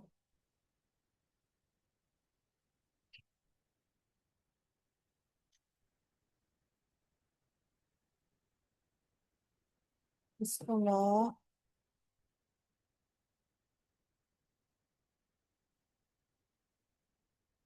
ठीक है। अच्छा, अब हमने क्या करना है, अब हमने इसकी फर्दर एनालिसिस करनी है अभी। चूंकि हमारा बैकग्राउंड ब्लैक है ना, तो हमें मॉलिक्यूल बहुत अच्छा सा नजर नहीं आ रहा, तो दूसरे स्टेप पे हम क्या करते हैं कि व्यू में भी जा सकते हैं, या आपके पास शॉर्टकट डिस्प्ले का इधर भी होता है, आप यहाँ से डिस्प्ले पे चले जाएं। ठीक है। अब इस डिस्प्ले की विंडो को समझें कि डिस्प्ले की विंडो के अंदर क्या होता है। ये आपकी एटम्स है इस वक्त। ठीक है। इस पे क्लिक करेंगे तो यहाँ पर आपकी प्रोटीन की रिप्रेजेंटेशन है, ये आपकी सेल की रिप्रेजेंटेशन है, ये ओवरऑल जो मॉलिक्यूल की विंडो है इसकी ग्राफिक्स है, ये इसकी लाइटनिंग है, और ये इसका मटेरियल है। अब ये मटेरियल लाइटनिंग तो फिलहाल हमारे किसी काम की नहीं है, बट ग्राफिक्स में जाके हमारा ये जो बैकग्राउंड का कलर है ना, इसको हम सिंपल क्या कर देते हैं, व्हाइट कर देते हैं। इसको हम अप्लाई कर देते हैं और इसको ओके कर देते हैं। ठीक है। तो इस तरह से हमारा मॉलिक्यूल जो है वो हमने अपना एक थोड़ा सा लाइटर उसके अंदर लेकर आ। अब गौर करें तो हमारे पास देखिए यहाँ पर तीन बीच में एटम्स जो हैं वो नजर आ रहे हैं। और अगर गौर करें, थोड़ी देर पहले मैं आप लोगों को बता रही थी कि जो आपका वेरिएबल रीजन होता है ना, जिसके अंदर कंफर्मेशनल चेंजेस ज्यादा आती है नॉर्मली, वहाँ वो आपकी एक्टिव साइट्स होती है, बाइंडिंग साइट्स होती हैं, जहाँ पर आपका सबस्ट्रेट आकर जो है ना वो बाइंड होता है। ठीक है। और यहाँ पर अगर मैं देखूँ तो मेरे पास ये एक बीच में देखो, ये सेंटर कैविटी है, जिसके अंदर आपके पास ये एटम्स जो है ना वो मौजूद है। ये एटम्स कौन से हैं इसको भी चेक कर लेते हैं। ये कह रहे हैं गैलेक्टोज का मॉलिक्यूल है, एनएडी का मॉलिक्यूल है, और टीसीएल है। ये जो गैलेक्टोज का मॉलिक्यूल है ना, ये बफर का मॉलिक्यूल है, मैं इसको भी हाइड कर देती हूँ। देखो मैंने इसको हाइड किया, यहाँ से एक मॉलिक्यूल गायब हो गया। दूसरा आपका एनएडी का मॉलिक्यूल है जो कि रिडक्शन रिएक्शन करता है। और तीसरा आपका जो सबस्ट्रेट का एनालॉग यानी कि इनहिबिटर जो है, ट्राइक्लोसन मौजूद है। ठीक है। अच्छा, एक तो ये हो गया कि हमने मॉलिक्यूल्स को स्टडी यहाँ से करके देख लिया हायरार्की के अंदर जाके। दूसरा जो हम काम कर सकते हैं ना, मेरे पास एक्चुअली मैं चाह रही हूँ,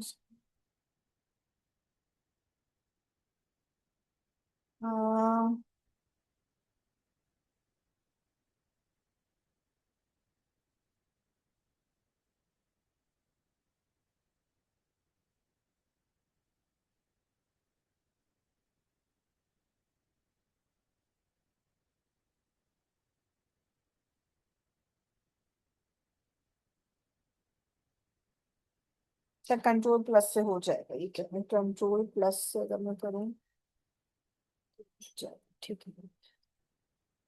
चलो, तो मैंने इस मॉलिक्यूल को थोड़ा सा बड़ा कर लिया ताकि आपके अंडरस्टैंडिंग में आसानी हो। ठीक है। अच्छा, अब इसके अंदर अगर मैं आपसे कहूँ कि आपको एक प्रोटीन का स्ट्रक्चर बनाना है, और स्ट्रक्चर मतलब स्ट्रक्चर तो ये बना हुआ है, बट इसको जब आप लेबल करें ना, तो उसके अंदर जो इसका एन टर्मिनल है और सी टर्मिनल जो है ना वो लेबल होना चाहिए। बाय द वे, ये एन टर्मिनल और सी टर्मिनल क्या होता है, इसके हवाले से कोई इन्फॉर्मेशन है आप लोगों के पास? प्रोटीन का एन टर्मिनल और सी टर्मिनल क्या होता है? एनीवन जो आंसर करना चाहे?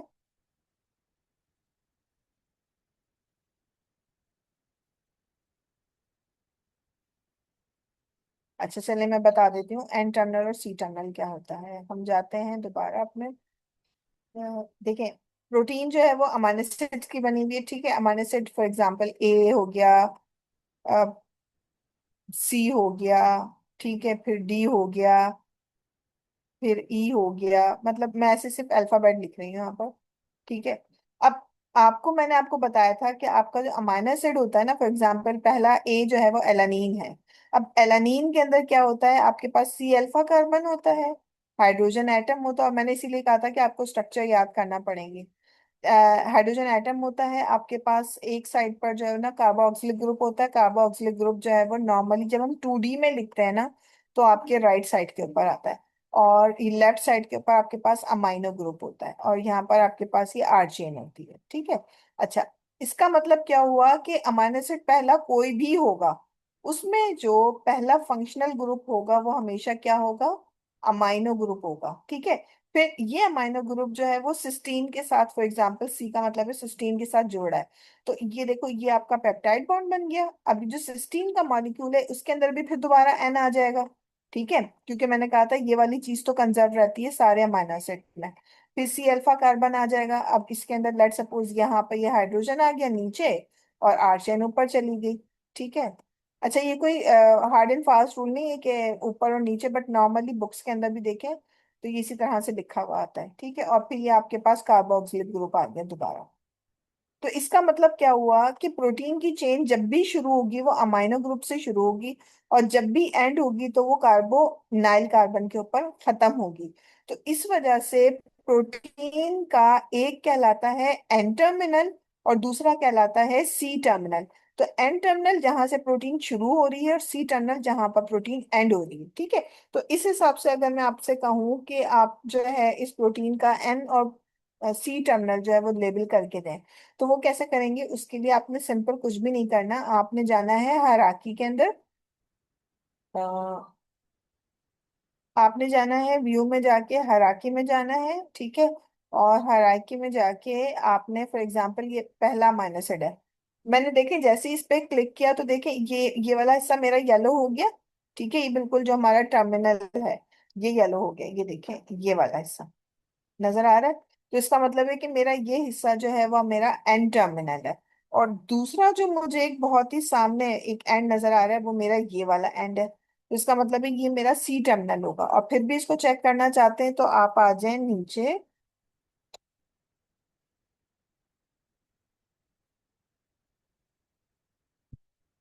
अच्छा,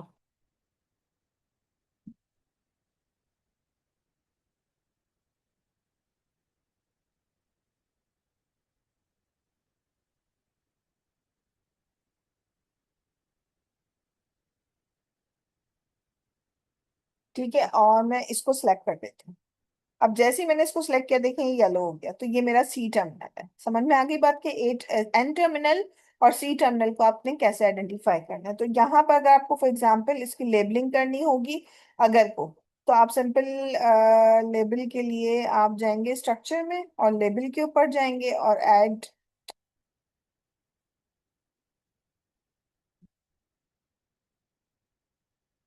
आप ऐड लेबल करवा दें। ठीक है, वो कह रहे हैं कि किसको लेबल करना है आपने, किसी अमाइनो एसिड को करना है, अमाइनो एसिड चेन को करना है, आपने एटम को करना है, किसी बॉन्ड को करना है, या मॉलिक्यूल को आपने करना है फॉर एग्जांपल। तो फॉर एग्जांपल यहाँ पर मैं कह रही हूँ अमाइनो एसिड चेन को कर दो। ठीक है। और उसको आप कोई नाम देना चाहते हैं, ठीक है, कोई आईडी देना चाहते हैं, कोई पेरेंट देना चाहते हैं, जो भी आप देना चाहते हैं ना, आप समझो उसको कोई आईडी देना चाहते हैं या कोई नाम देना चाहते हैं। और अच्छा, इसमें कस्टम टेक्स्ट का ऑप्शन जो है वो कस्टम टेक्स्ट कर देते हैं। ठीक है, कस्टम टेक्स्ट करके इसको मैं कह देती हूँ दिस इज एन टर्मिनल। ठीक है, और इसको आप कलर भी यहाँ से कोई भी दे सकते हैं।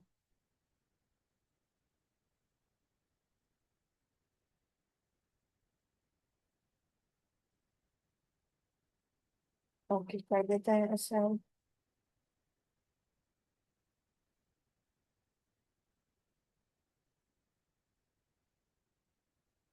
ये आपका अच्छा एन टर्मिनल, लेकिन ये डिस्टेंस के ऊपर आ रहा है। इसको साथ भी किया जा सकता है, उसका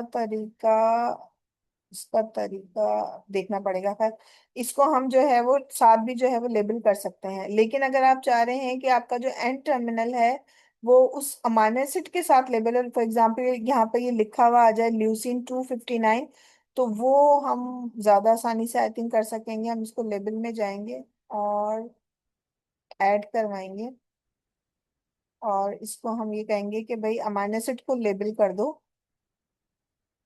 ठीक है, और आप अपना कस्टम भी डाल सकते हैं, या आप इसका 3 लेटर प्लस आईडी भी डाल सकते हैं। 3 लेटर का मतलब है LEU लिखा हुआ आएगा आपका। कलर शलर आप अपनी मर्जी से डाल सकते हैं। इसको हम अप्लाई करके देख लें।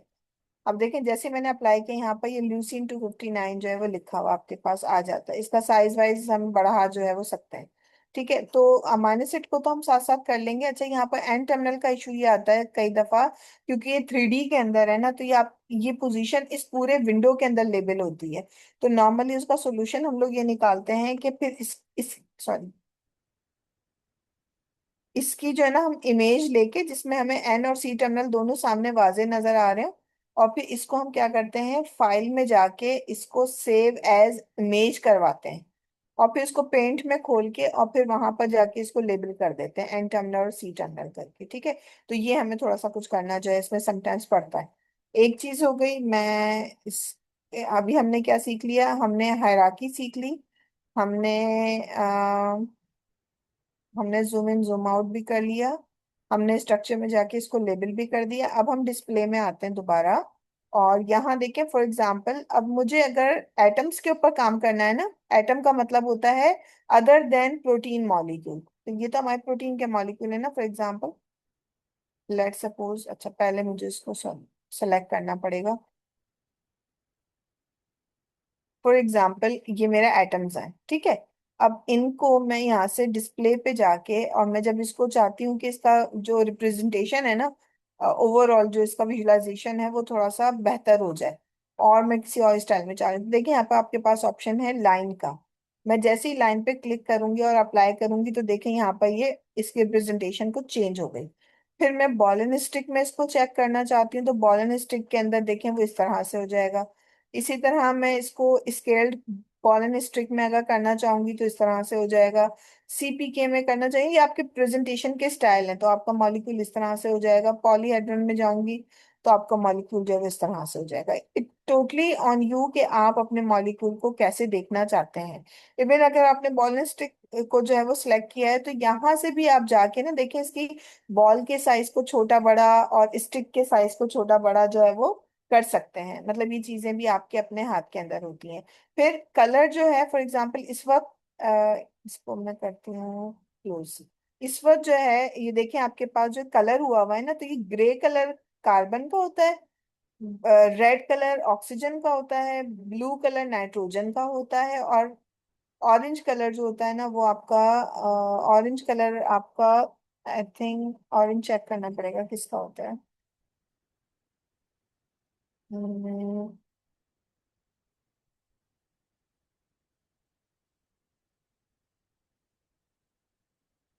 फॉस्फोरस का है, ठीक है। तो ऑरेंज जो है ना यहाँ पर इस केस के अंदर फॉस्फोरस का होता है। तो ये एनएडी का मॉलिक्यूल है, तो इसके अंदर एनएडीपी का मॉलिक्यूल है, इसमें कार्बन हाइड्रोजन ऑक्सीजन के अलावा जो है फॉस्फोरस का मॉलिक्यूल भी है। तो इस तरह से अपने रिप्रेजेंटेशन जो है वो मॉलिक्यूल की आगे पीछे चेंज कर सकते हैं उसके अकॉर्डिंगली।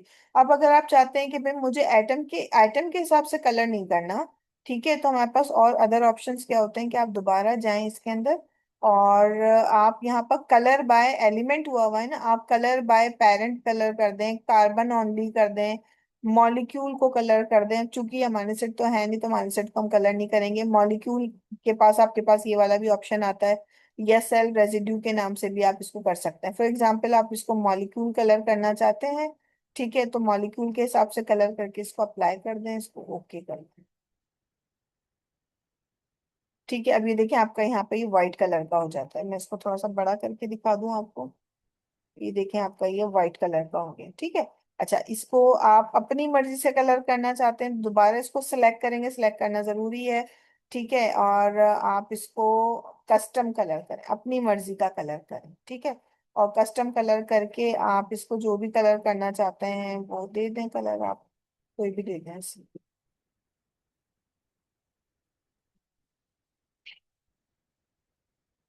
ठीक है, तो देखिए अब आपने अपनी मर्जी से इसको कलर दे दिया। तो इस तरह से अपने मॉलिक्यूल को जो है वो कलर कर सकते हैं। एक तो ये चीज हो गई। हम जाते हैं दोबारा डिस्प्ले में।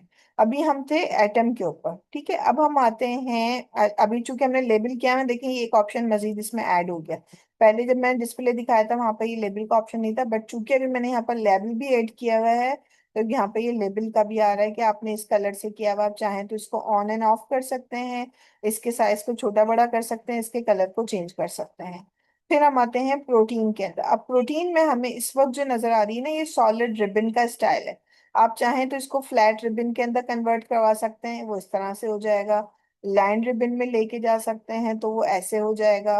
का स्टिक के अंदर जाना चाहते हैं तो वो ऐसे हो जाएगा। का वायर में जाना चाहते हैं तो आपके पास मॉलिक्यूल ऐसे हो जाएगा।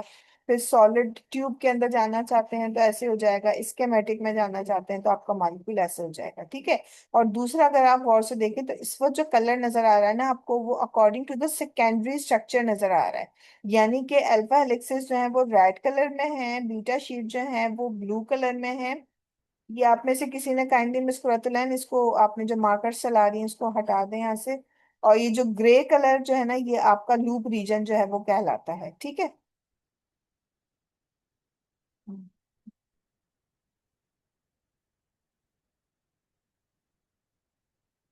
ये आपका लूप रीजन कहलाता है, ठीक है। तो हम इस तरह से क्या कर सकते हैं, कलरिंग जो है वो अकॉर्डिंग टू सेकेंडरी स्ट्रक्चर करनी है, अकॉर्डिंग टू अमाइनो एसिड करनी है, सी अल्फा आइटम करनी है, C terminal and N to C terminal करनी, एन टू सी टर्मिनल करके चेक कर लेते हैं इसमें क्या हो रहा है।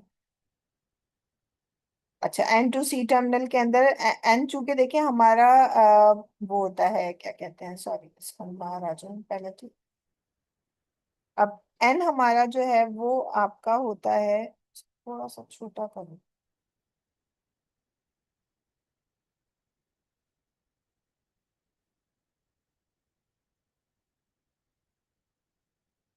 एन जो है हमारा बेसिक इन नेचर होता है ना, तो देखिए हम बेसिक के हिसाब से इन्होंने उसको कलर कर दिया है। जो आपका प्योर एन टर्मिनल है ना, उसको इन्होंने ब्लू कर दिया है, ये आपका एन टर्मिनल है, ठीक है। और जैसे ही एन टर्मिनल से ये दूर होता जाएगा तो बीच का जो हिस्सा है प्रोटीन का, वो इन्होंने ग्रे कलर में और इस तरह से आ रहा है।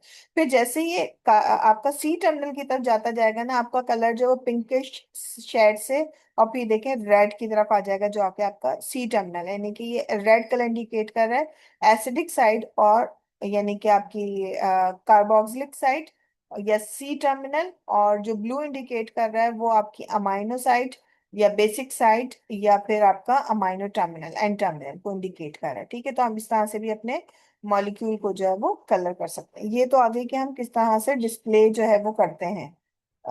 इसमें एक सेकंड, एक चीज।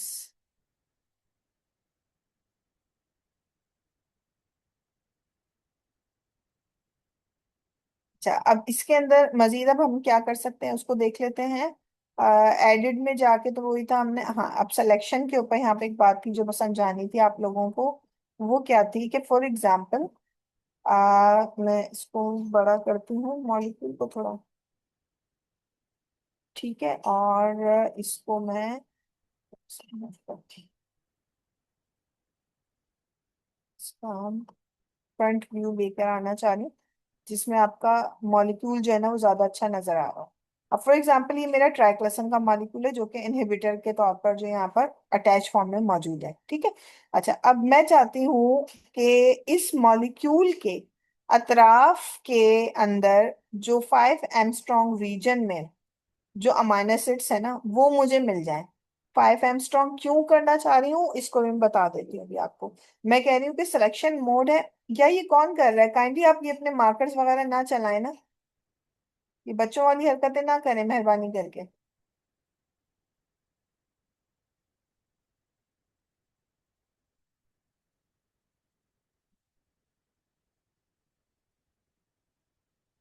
अच्छा, हम बात ये कर रहे थे कि अब हमने क्या करना है कि अमाइनो एसिड को सेलेक्ट करना है हमारे इस मॉलिक्यूल के अराउंड। तो उसके लिए हमने सिंपल क्या करना पड़ेगा, सेलेक्ट में जाके यहाँ रेडियस पे आपने क्लिक करना है।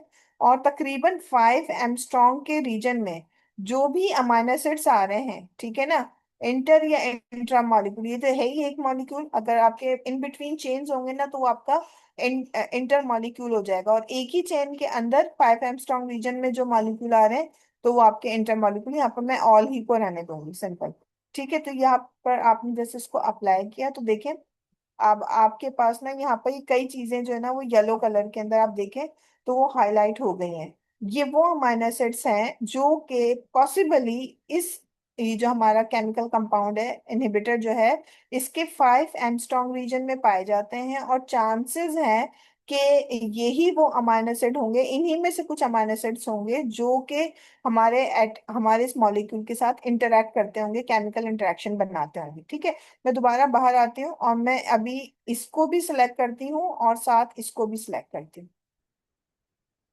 ठीक है, उसके लिए मैं शिफ्ट का बटन दबाऊंगी तो ये दोनों मॉलिक्यूल मेरे सिलेक्ट हो जाएंगे। फिर उसके बाद मैं दोबारा एडिट में जाती हूँ और यहाँ से सिलेक्ट करती हूँ और मैं रेडियस पे जाती हूँ और इसको मैं अप्लाई कर देती हूँ। ठीक है, और इस दफा देखिए मेरे अमाइनो एसिड्स जो हैं वो ज्यादा हुए, बिकॉज मैंने इन दोनों मॉलिक्यूल की सराउंडिंग को चेक करना चाहती थी। अब फॉर एग्जाम्पल अगर आपको लगता है कि मुझे यहाँ पे इस चीज को समझना मुश्किल लग रहा है ना, तो अभी आपका ये देखें, ये आपका सिलेक्ट हुआ हुआ है। आप सिंपल क्या करें, इसी कंडीशन में इसको कॉपी कर लें। यहाँ पे ये देखें ऊपर कॉपी का ऑप्शन होता है, आप इसको कॉपी करें। ठीक है, और यहाँ से एक नई विंडो ओपन कर लें। ये आपकी एक नई विंडो ओपन हो गई और यहाँ लाके इसको आप कर दें पेस्ट।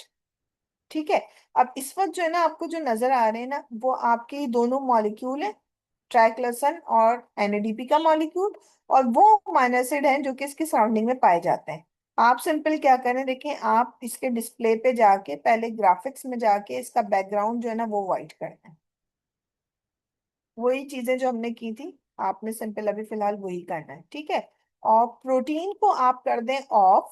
ठीक है, यानी कि प्रोटीन आपकी इस टाइम सेकेंडरी स्ट्रक्चर की फॉर्म में आ रही है ना नजर। हम कह रहे हैं इसको सेकेंडरी स्ट्रक्चर में नजर नहीं आए, बल्कि इसके जो एटॉमिक कोऑर्डिनेट्स है ना वो नजर आए। तो मैं इसको प्रोटीन को ऑफ कर दूंगी और एटम में जाकर मैं इसको बॉल एंड स्टिक कर देती हूँ। ठीक है, और इसको मैं कर देती हूँ अप्लाई। ओके, ठीक है, अब मेरे पास देखें, अब मेरे पास बीच के अंदर जो है ना वो ट्राइक्लोसन का मॉलिक्यूल है। और ये तो मेरा एनएडी का मॉलिक्यूल था, मैंने कलर किया था इसलिए मुझे ये नजर आ रहा है। ठीक है, और इसके अलावा मेरे पास ये बीच में आई थिंक ये ट्राइक्लोसन का आई थिंक मॉलिक्यूल है मेरे पास। चेक कर लेते हैं। अच्छा, फिर भी अगर आपको समझ नहीं आ रहा है ना, तो आप सिंपल देखें, यहाँ से इस पे जाएं, इसको ओपन कर लें और ये देखें, ये कह रहे हैं इस वक्त आपने जिसको सिलेक्ट किया हुआ है ना, ये ट्राइक्लोसन का मॉलिक्यूल है। ठीक है, अब इसको भी मैं फॉर एग्जांपल कलर करना चाहती हूँ ताकि ये मेरे अमाइनो एसिड से अलग नजर आए। तो मैं इसको कस्टम कलर के अंदर जाके और इसका कलर कर देती हूँ कुछ चेंज।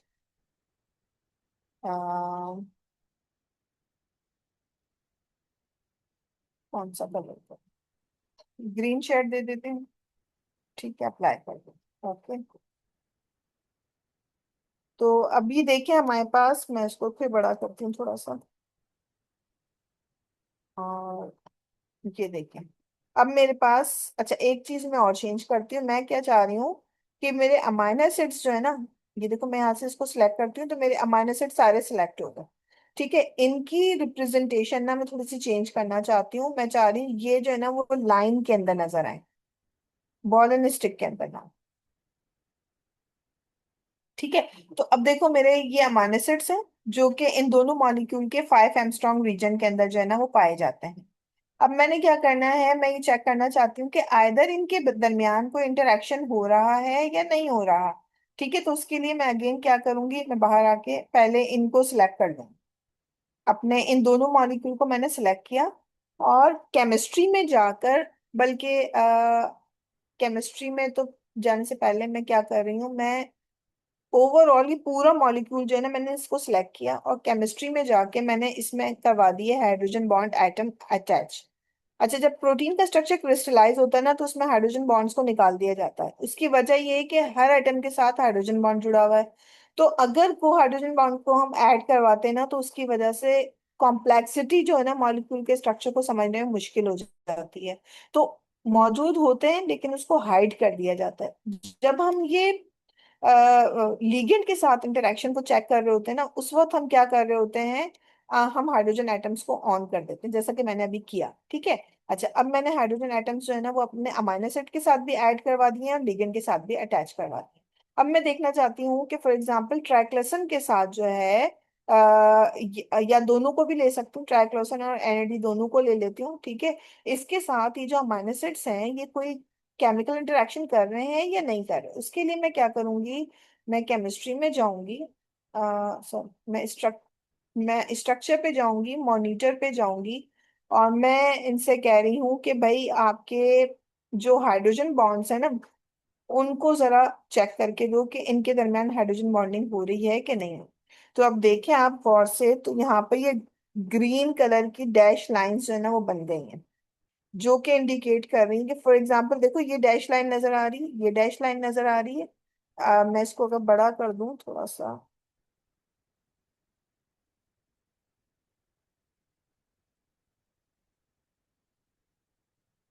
देखो फॉर एग्जांपल ये आपका,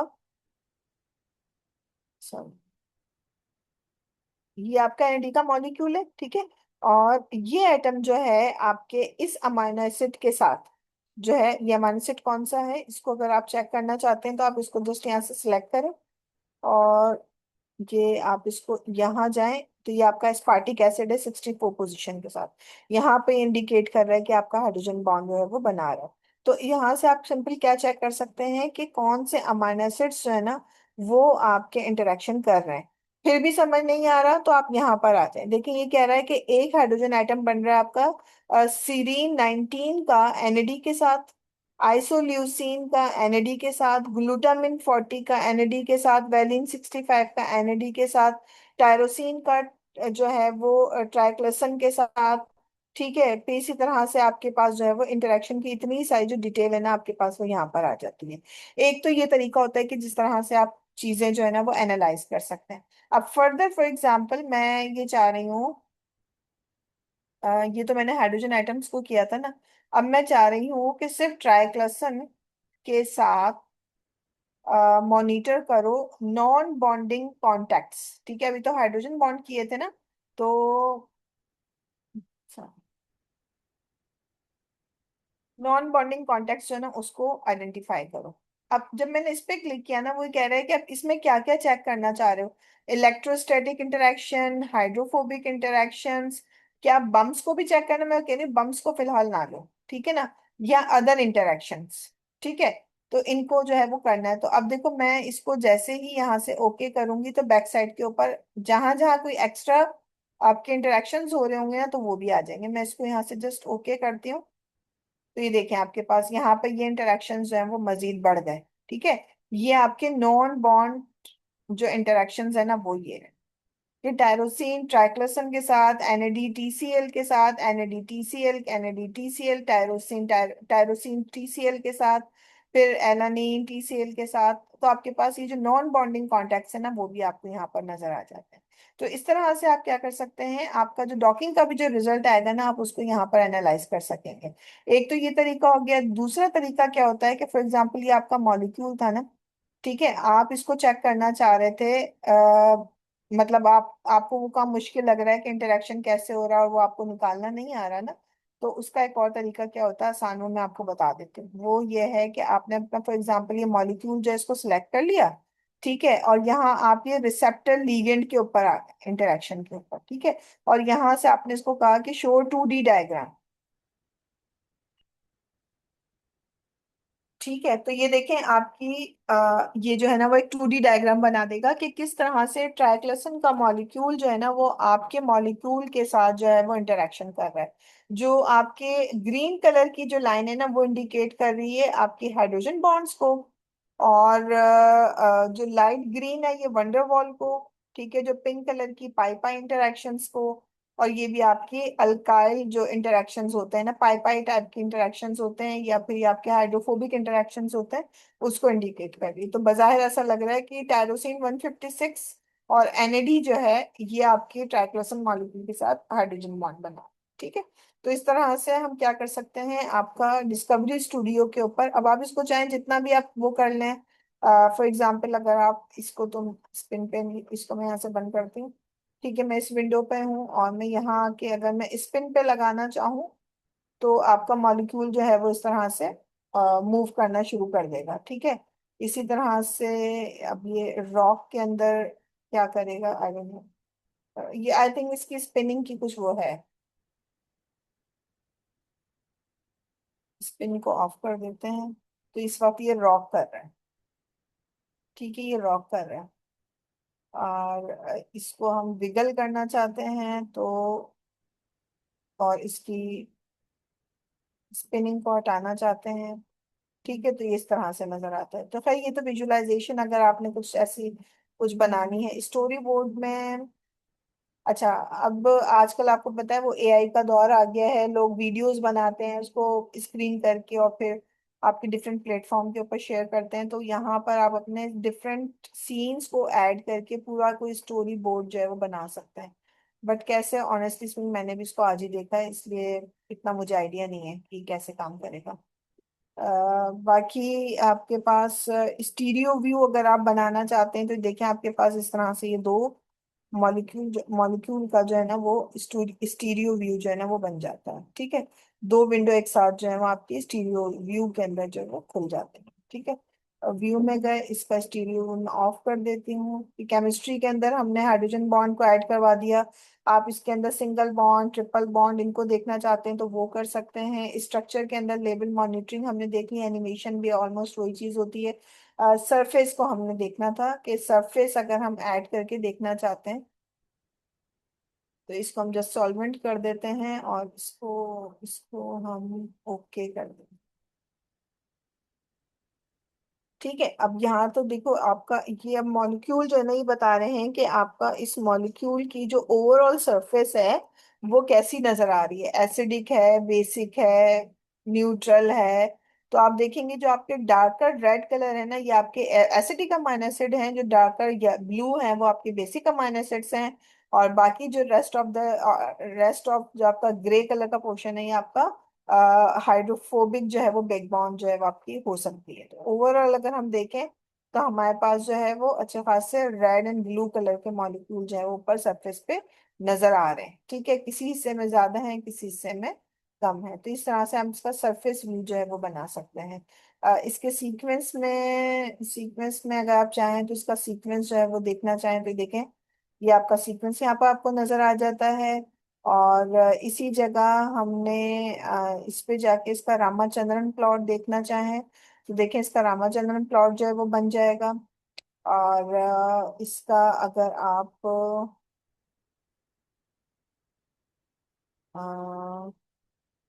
हाइड्रोफोबिक प्लॉट बनाना चाहते हैं तो ये आपका हाइड्रोफोबिक प्लॉट जो है वो भी बना कर दे देगा। और इन सब चीजों को ये हम उस पे भी कर रहे थे, हमने प्लॉट स्केल से किया था। ठीक है, वो काम आप यहाँ पर भी कर सकते हैं। तो इस तरह से आप डिस्कवरी स्टूडियो को यूज करते हुए अपने मॉलिक्यूल को डिस्प्ले करवा सकते हैं, उसको स्टडी कर सकते हैं, उसका इंटरेक्शन उसके केमिकल कंपाउंड्स के साथ देख सकते हैं, इनकी इमेजेस को लेबल कर सकते हैं, इसमें कुछ एडिशन करना है वो कर सकते हैं, और फाइनली इन इमेजेस को आप सेव करवा सकते हैं। ठीक है, तो आज का हमारा लेक्चर जो है अभी भी हमारे जो बायोलॉजिकल डेटाबेस, सॉरी हमारे ड्रग बैंक डेटा बैंक्स हैं वो रहते हैं, इसको भी हम नेक्स्ट वीक में ही लेकर जाएंगे। तो ये था हमारा अभी इस वीक का सारा टॉपिक जो हमें डिस्कस करना था। इसमें अब आप बता दीजिए, आप लोगों के कोई क्वेश्चन है तो हम उसको डिस्कस कर लेते हैं।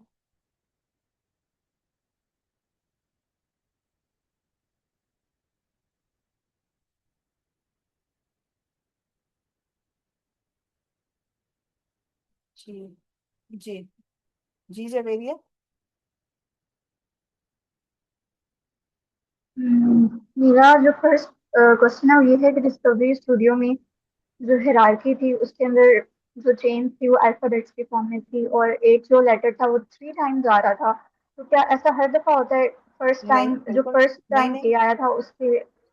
मैं आपको मैं आपको दूसरा मॉलिक्यूल खोल के दिखा देती हूँ। ठीक है, कल जो हमने स्ट्रक्चर सॉल्व किया था ना, मैं वो ओपन करके आपको दिखा देती हूँ। इसको हाइट इसको इसको हाइट कर दिया।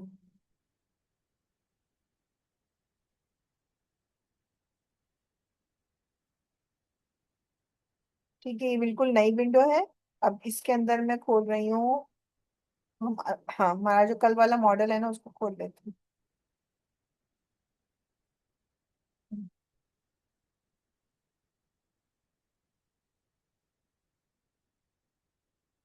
ठीक है, ये हमारा मॉलिक्यूल है।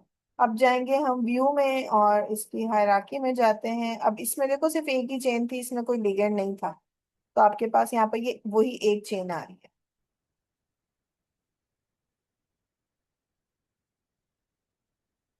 ठीक है,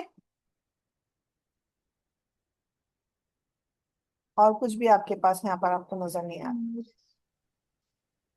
तो अगर होगा तो नजर आएगा, अदरवाइज वैसे नजर क्यों आए? मतलब जी।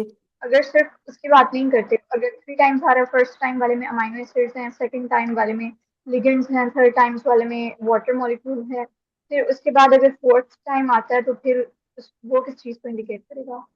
4 टाइम नॉर्मली आता नहीं है। अगर कोई ऐसा केस आपके सामने आए तो मुझे दिखा दीजिएगा ताकि मैं देख के बता सकूं। जी। ठीक है, और मतलब कंडीशन आपने है वो ना लेबलिंग किस तरह से की थी? कौन सी वाली? कौन सी वाली लेबलिंग? एन और टी और एन और सी टर्मिनल वाली, उसमें तो ये था आप पहले उसको सेलेक्ट करी थी, फिर उसमें जाकर लेबलिंग वाला अच्छा, जो मैं ऑप्शन है आपको वैसे करी दोबारा थी, बता देती हूँ, और देखिए आपने फॉर दोबारा एग्जाम्पल। से। हाँ, मैं आपको बता देती हूँ। फॉर एग्जाम्पल वहां पर हमने देखा था कि वो जब लेबल तो उसने कर दिया था, लेकिन वो मूव जैसे जैसे हमारा मॉलिक्यूल मूव कर रहा है तो वो भी मूव कर रहा है। तो उसका तरीका एक और जो होता है ना, वो ये होता है, जो हम लोगों ने एक देसी तरीका उसका निकाला हुआ है, वो ये होता है कि आप जाएं इसके ग्राफिक्स में और इसको जाएं, इसको हम वाइट कर देते हैं।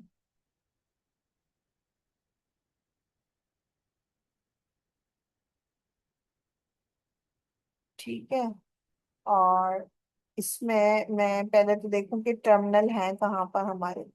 एक टर्मिनल मेरा ये रहा, ठीक है, और ये वाला। और दूसरा टर्मिनल कहाँ है?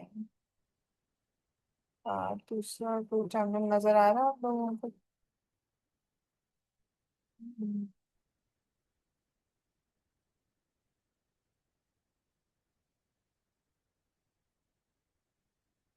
अच्छा, अगर नजर नहीं आ रहा तो हम इसकी हराके में ही चले आते हैं। ये देखो, मैं इसको ओपन करती हूँ तो ये तो मेरा एन टर्मिनल हो गया। ठीक है, अच्छा फिर अगर मैं नीचे आना चाहूँ, बॉटम पे चली जाऊं, तो ये मेरा कहाँ पर मौजूद, ये रहा। ठीक है, देखो मैंने हाईलाइट किया तो वो नजर आया। ऐसे मुझे समझ नहीं आ रहा था, ये रहा। ठीक है, ये रहा। तो एक मेरा टर्मिनल, ये मेरा सी टर्मिनल है, और ये दूसरा जो है ना वो मेरा एन टर्मिनल है। ये मैं पहले तो क्या करूंगी, इसको ऐसी पोजीशन पे लेकर आऊंगी जहां ये मेरे दोनों टर्मिनल जो हैं कुछ वाजे हों। ठीक है, फॉर एग्जाम्पल इस जगह ये मेरा सी टर्मिनल है, ये मेरा एन टर्मिनल है। तो मैं क्या करूंगी, सिंपल इसको यहाँ से जाके सेव करवाऊंगी, सेव एज एज करवा के, और मैं इसको करवा दूंगी इमेज फाइल। ठीक है, और लेट सपोज मैं इसको कह रही हूँ कि मॉडल 1, नाम आप चाहो कुछ भी दे दो, इसको सेव कर दो। ठीक है, ये कह रहा है पिक्सल पिक्सल सब ये कि मैंने ओके। फिर आप जस्ट इसको सिंपल क्या करोगे, ये आपने जो अभी इमेज सेव की है ना, आप इसको पेंट के अंदर खोलोगे, और यहाँ पर आप इसको अपना जिस तरह से हम पेंट के अंदर लेबलिंग करते हैं, हम सिंपल इसको यहाँ पर इस तरह से लेबल करें। ये आपका, इसको हम यहाँ से लेबल कर देंगे कि ये आपका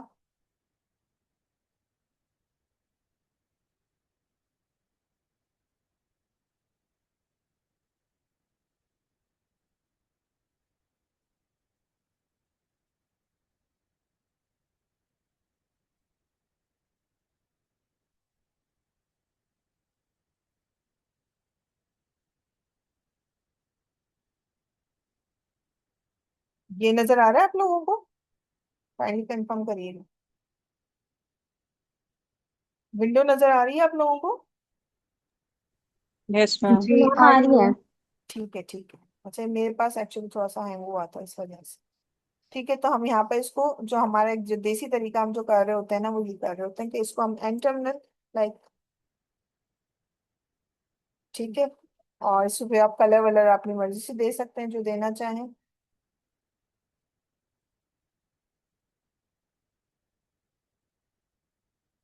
और इसी तरह से इसको जो है हम वो सी टर्मिनल कर देंगे। इसको आप चाहें तो अपने हिसाब से ऊपर नीचे या जहां पर भी आप चाहें वो कर सकते हैं। ठीक है,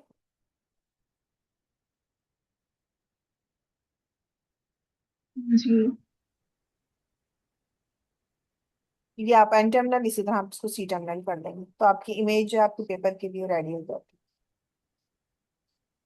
ठीक है। सही। एक और और कंफ्यूजन ये थी जो आप एंगस्ट्रॉम बारे में बता रही थी, 5 एंगस्ट्रॉम और साथ में एनएडी, उसका बेसिकली क्या कॉन्सेप्ट है? एक सेकेंड, ये डिस्कवरी स्टूडियो मेरा बंद हुआ था, मैं इसको दोबारा ओपन कर रही हूँ। क्या पूछ रही हैं आप, क्या समझ नहीं आया था?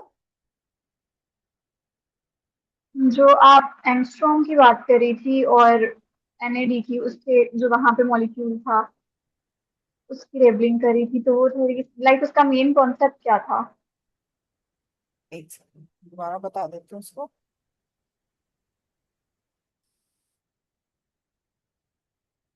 डाउनलोड में जाते हैं और ये 1QSG का मॉलिक्यूल ओपन करते हैं। ठीक है, फिर हम व्यू में जाते हैं, हायरार्की में जाते हैं, और ये बाकी सारी चीजों को जो है ना मैं डिलीट कर देती हूँ फिलहाल।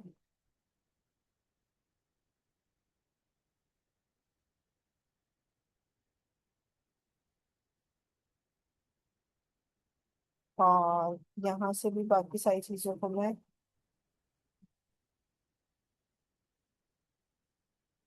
डिलीट कर दी। ठीक है। अच्छा, अब डिस्प्ले पे जाते हैं, ग्राफिक्स पे जाते हैं, बैकग्राउंड पे जाते हैं। ठीक है। अच्छा, फिर इसको थोड़ा सा मैं बड़ा कर देती हूँ ताकि चीज समझ में आ जाए। और अब आपका कहना ये था कि मैंने इसको जो लेबल किया था उसका फायदा क्या है। फॉर एग्जाम्पल देखें, मैंने कहा कि ये मेरा ट्राइक्लोसन का नहीं, ट्राइक्लोसन का मॉलिक्यूल ये नहीं है, ये ट्राइक्लोसन का मॉलिक्यूल है। ठीक है। अब मैं ये चाह रही हूँ कि इसके जो सराउंडिंग में जो अमीनो एसिड्स है ना, तो मैं पहले तो चाह रही हूँ कि वो सराउंडिंग वाले मॉलिक्यूल मुझे नजर आए। ठीक है। तो मैं, अच्छा ये 5 एमस्ट्रॉन्ग मैंने रखा है, आप इसको कम भी कर सकते हैं, इससे ज्यादा का कोई फायदा नहीं होगा, इससे कम कर सकते हैं। ठीक है। इसको मैंने कॉपी करके और यहाँ से किया, फिर मैंने इसको कॉपी, और कॉपी करके मैं लेकर चली गई इसको न्यू विंडो के अंदर, और यहाँ जाके मैंने इसको कर दिया पेस्ट। पेस्ट करने के बाद मैं इसका डिस्प्ले पे जाके पहले ग्राफिक्स में जाके इसकी स्क्रीन को मैं वाइट करूंगी। एक्चुअली ब्लैक विंडो के साथ मुझे कुछ आई के ऊपर ज्यादा इफेक्ट पड़ता है। ठीक है। और मैं इसके डिस्प्ले में जाके इसकी प्रोटीन को ऑफ कर दूंगी, और एटम को जो है ना मैं स्टिक में लेकर आ रही हूँ, लेट्स सपोज। ठीक है।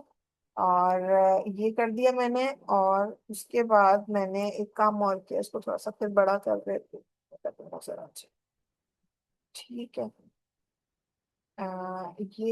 ये सेंटर में जो है ना, ये वाला, ये मेरा ट्राइक्लोसन का मॉलिक्यूल है। इसका मैं डिस्प्ले थोड़ा सा चेंज कर देती हूँ, इसको मैं ये कर देती हूँ। ठीक है, ताकि मेरे अमाइनो एसिड से ये अलग नजर आए। अच्छा, अब फॉर एग्जांपल आप कह रहे हैं ना कि इनकी लेबलिंग का क्या फायदा है।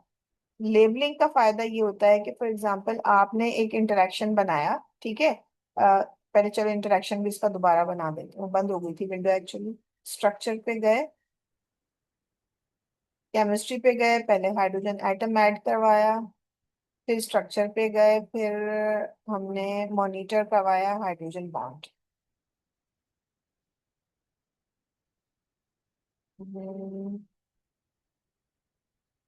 केमिस्ट्री पे गए, ऐड करवाया हाइड्रोजन एटम्स, और स्ट्रक्चर पे गए, और स्ट्रक्चर पे जाके मॉनिटर करवाया हाइड्रोजन बॉन्ड। आई थिंक ये in the presence of NAD कर रहा था, इस वजह से शायद मुझे हाइड्रोजन बॉन्ड इस वक्त नजर आ नहीं रहा है। मैं चेक कर लेती हूँ। एक ही बॉन्ड दे रहा है, वो वो टायरोसिन 156 और इसके दरमियान वो ये ग्रीन कलर की लाइन देखें। मैं इसको अगर थोड़ा सा बड़ा करूँ ना तो आपको नजर आ जाएगी। ये देखिए यहाँ पर, अ, ये देखें पीछे जो डैश लाइन नजर आ रही है ना, ये हमारा इंटरेक्शन है जो कि ट्राइक्लोसन और हमारे टायरोसिन अमाइनो एसिड के इन बिटवीन हो रहा है ये रहा। ठीक है।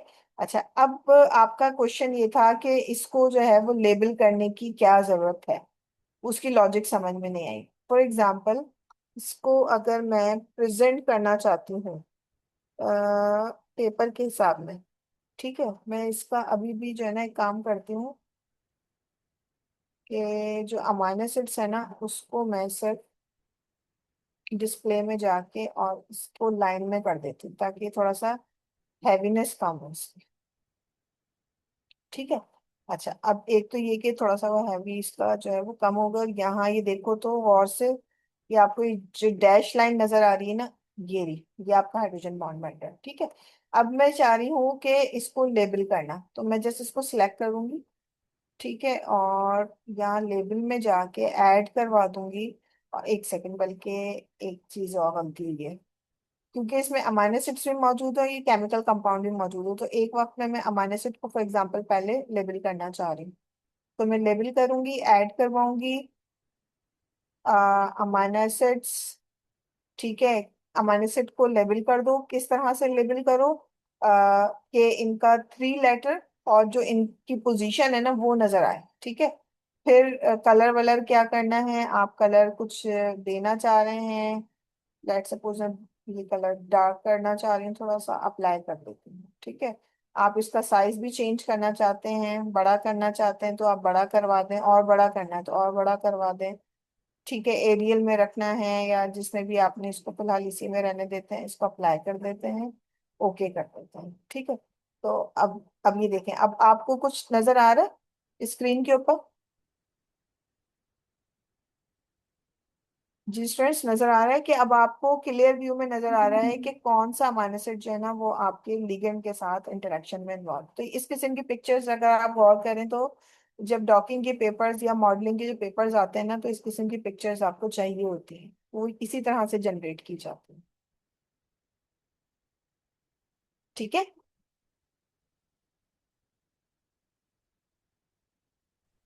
Yes ma'am. जी। और इसके लिए फिर ये मैंडेटरी होता है कि आपको रेडियस भी सिलेक्ट करना होता है, लाइक वो एंगस्ट्रॉम वाला, अगर आपने उस लेबलिंग करनी है तो। अच्छा, मैं बताऊँ क्यों होता है। आप लोगों में से केमिस्ट्री के स्टूडेंट्स कितने हैं? केमिस्ट्री बैकग्राउंड से कितने लोग हैं फिलहाल?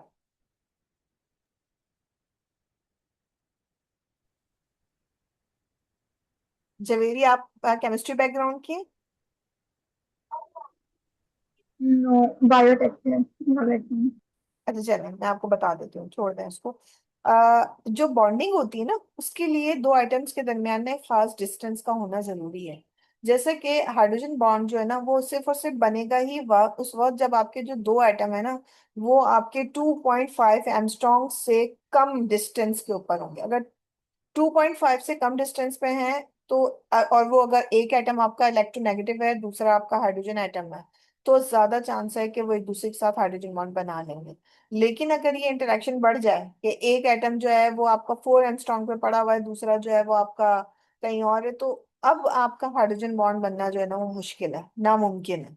मतलब 2.5 से कम, टू 1.5 से 2.5 के दरमियान का जो डिस्टेंस है वो बेस्ट होता है। लेकिन 3 एंगस्ट्रॉम तक भी जो है उसको एक्सेप्टेबल समझा जाता है, उससे ऊपर का जो बॉन्ड होता है वो हाइड्रोजन बॉन्ड नहीं होता। इसी तरह आयनिक बॉन्ड है, डाइसल्फाइड बॉन्ड है। अब इनके एक्चुअली तो याद नहीं है, इसका हाइड्रोजन बॉन्ड का मुझे याद था तो वो मैंने आपको एग्जाम्पल के तौर पर बता दिया। बट हर बॉन्डिंग के लिए, हर अट्रैक्शन के लिए दो एटम्स का एक खास डिस्टेंस में होना जरूरी है। ठीक है। तो 5 angstrom is too much difference, distance है जो मैंने आपको यहाँ पर बनाकर दिखाया है। ठीक है। आप चाहें तो इसके रेडियस को 4 एंगस्ट्रॉम पे भी लेके जा सकते हैं, उससे कम करेंगे तो फिर पता चला आपके पास कोई भी इंटरेक्शन ना आए। समझ में आ रही बात? इस वजह से मैंने ऐसा की। जी। जी, और कोई सवाल?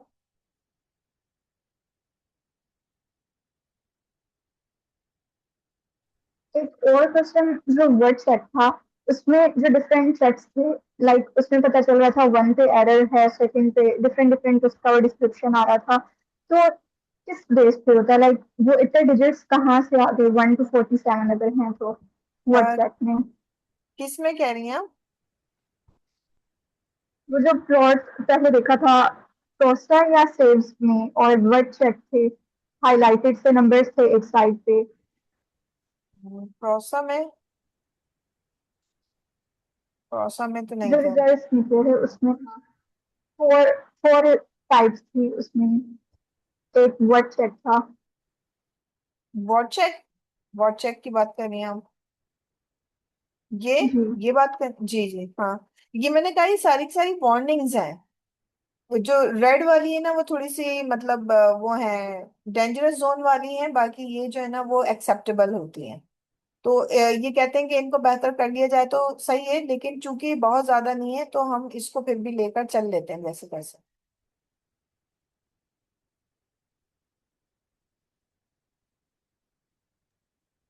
वर्ड चेक जो है ना वो इसका आपको, मतलब जो हमारा, जी, मतलब ये है कि आपका जो ओवरऑल मॉलिक्यूल है वो एक्सेप्टेबल स्टेबल कंडीशन के अंदर है।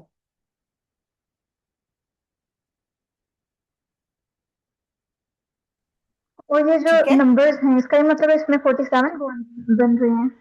जी। ये जो साइड पे नंबर्स हैं, हेडिंग्स हैं 1 to 47, अगर ये बॉन्डिंग्स को शो कर रही हैं इसका मतलब इसमें 47 बॉन्ड्स हैं। नहीं नहीं नहीं नहीं, बॉन्डिंग को नहीं शो कर, ये warning number 1, warning number 2, warning number 3, warning number 4, warning number 5।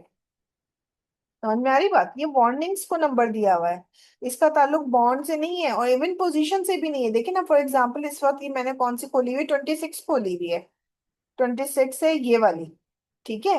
अब इसके अंदर ये क्या बता रहा है, ये कह रहा है कि ये 3 अमाइनो एसिड्स है ना, इनका जो टॉर्जन एंगल जो है ना वो अच्छा नहीं है। ठीक है, वो अनयूजुअल अनयूजुअल पोजीशंस के ऊपर जो है ना ये 3 अमाइनो एसिड के टॉर्जन एंगल्स आ रहे हैं, ये इसका मसला है। समझ में आ रही बात? जी,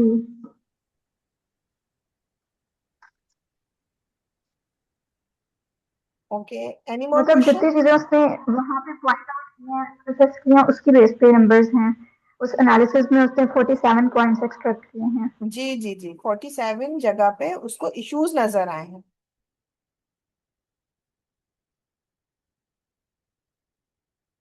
ठीक है सही। जी। जी, और कोई क्वेश्चन?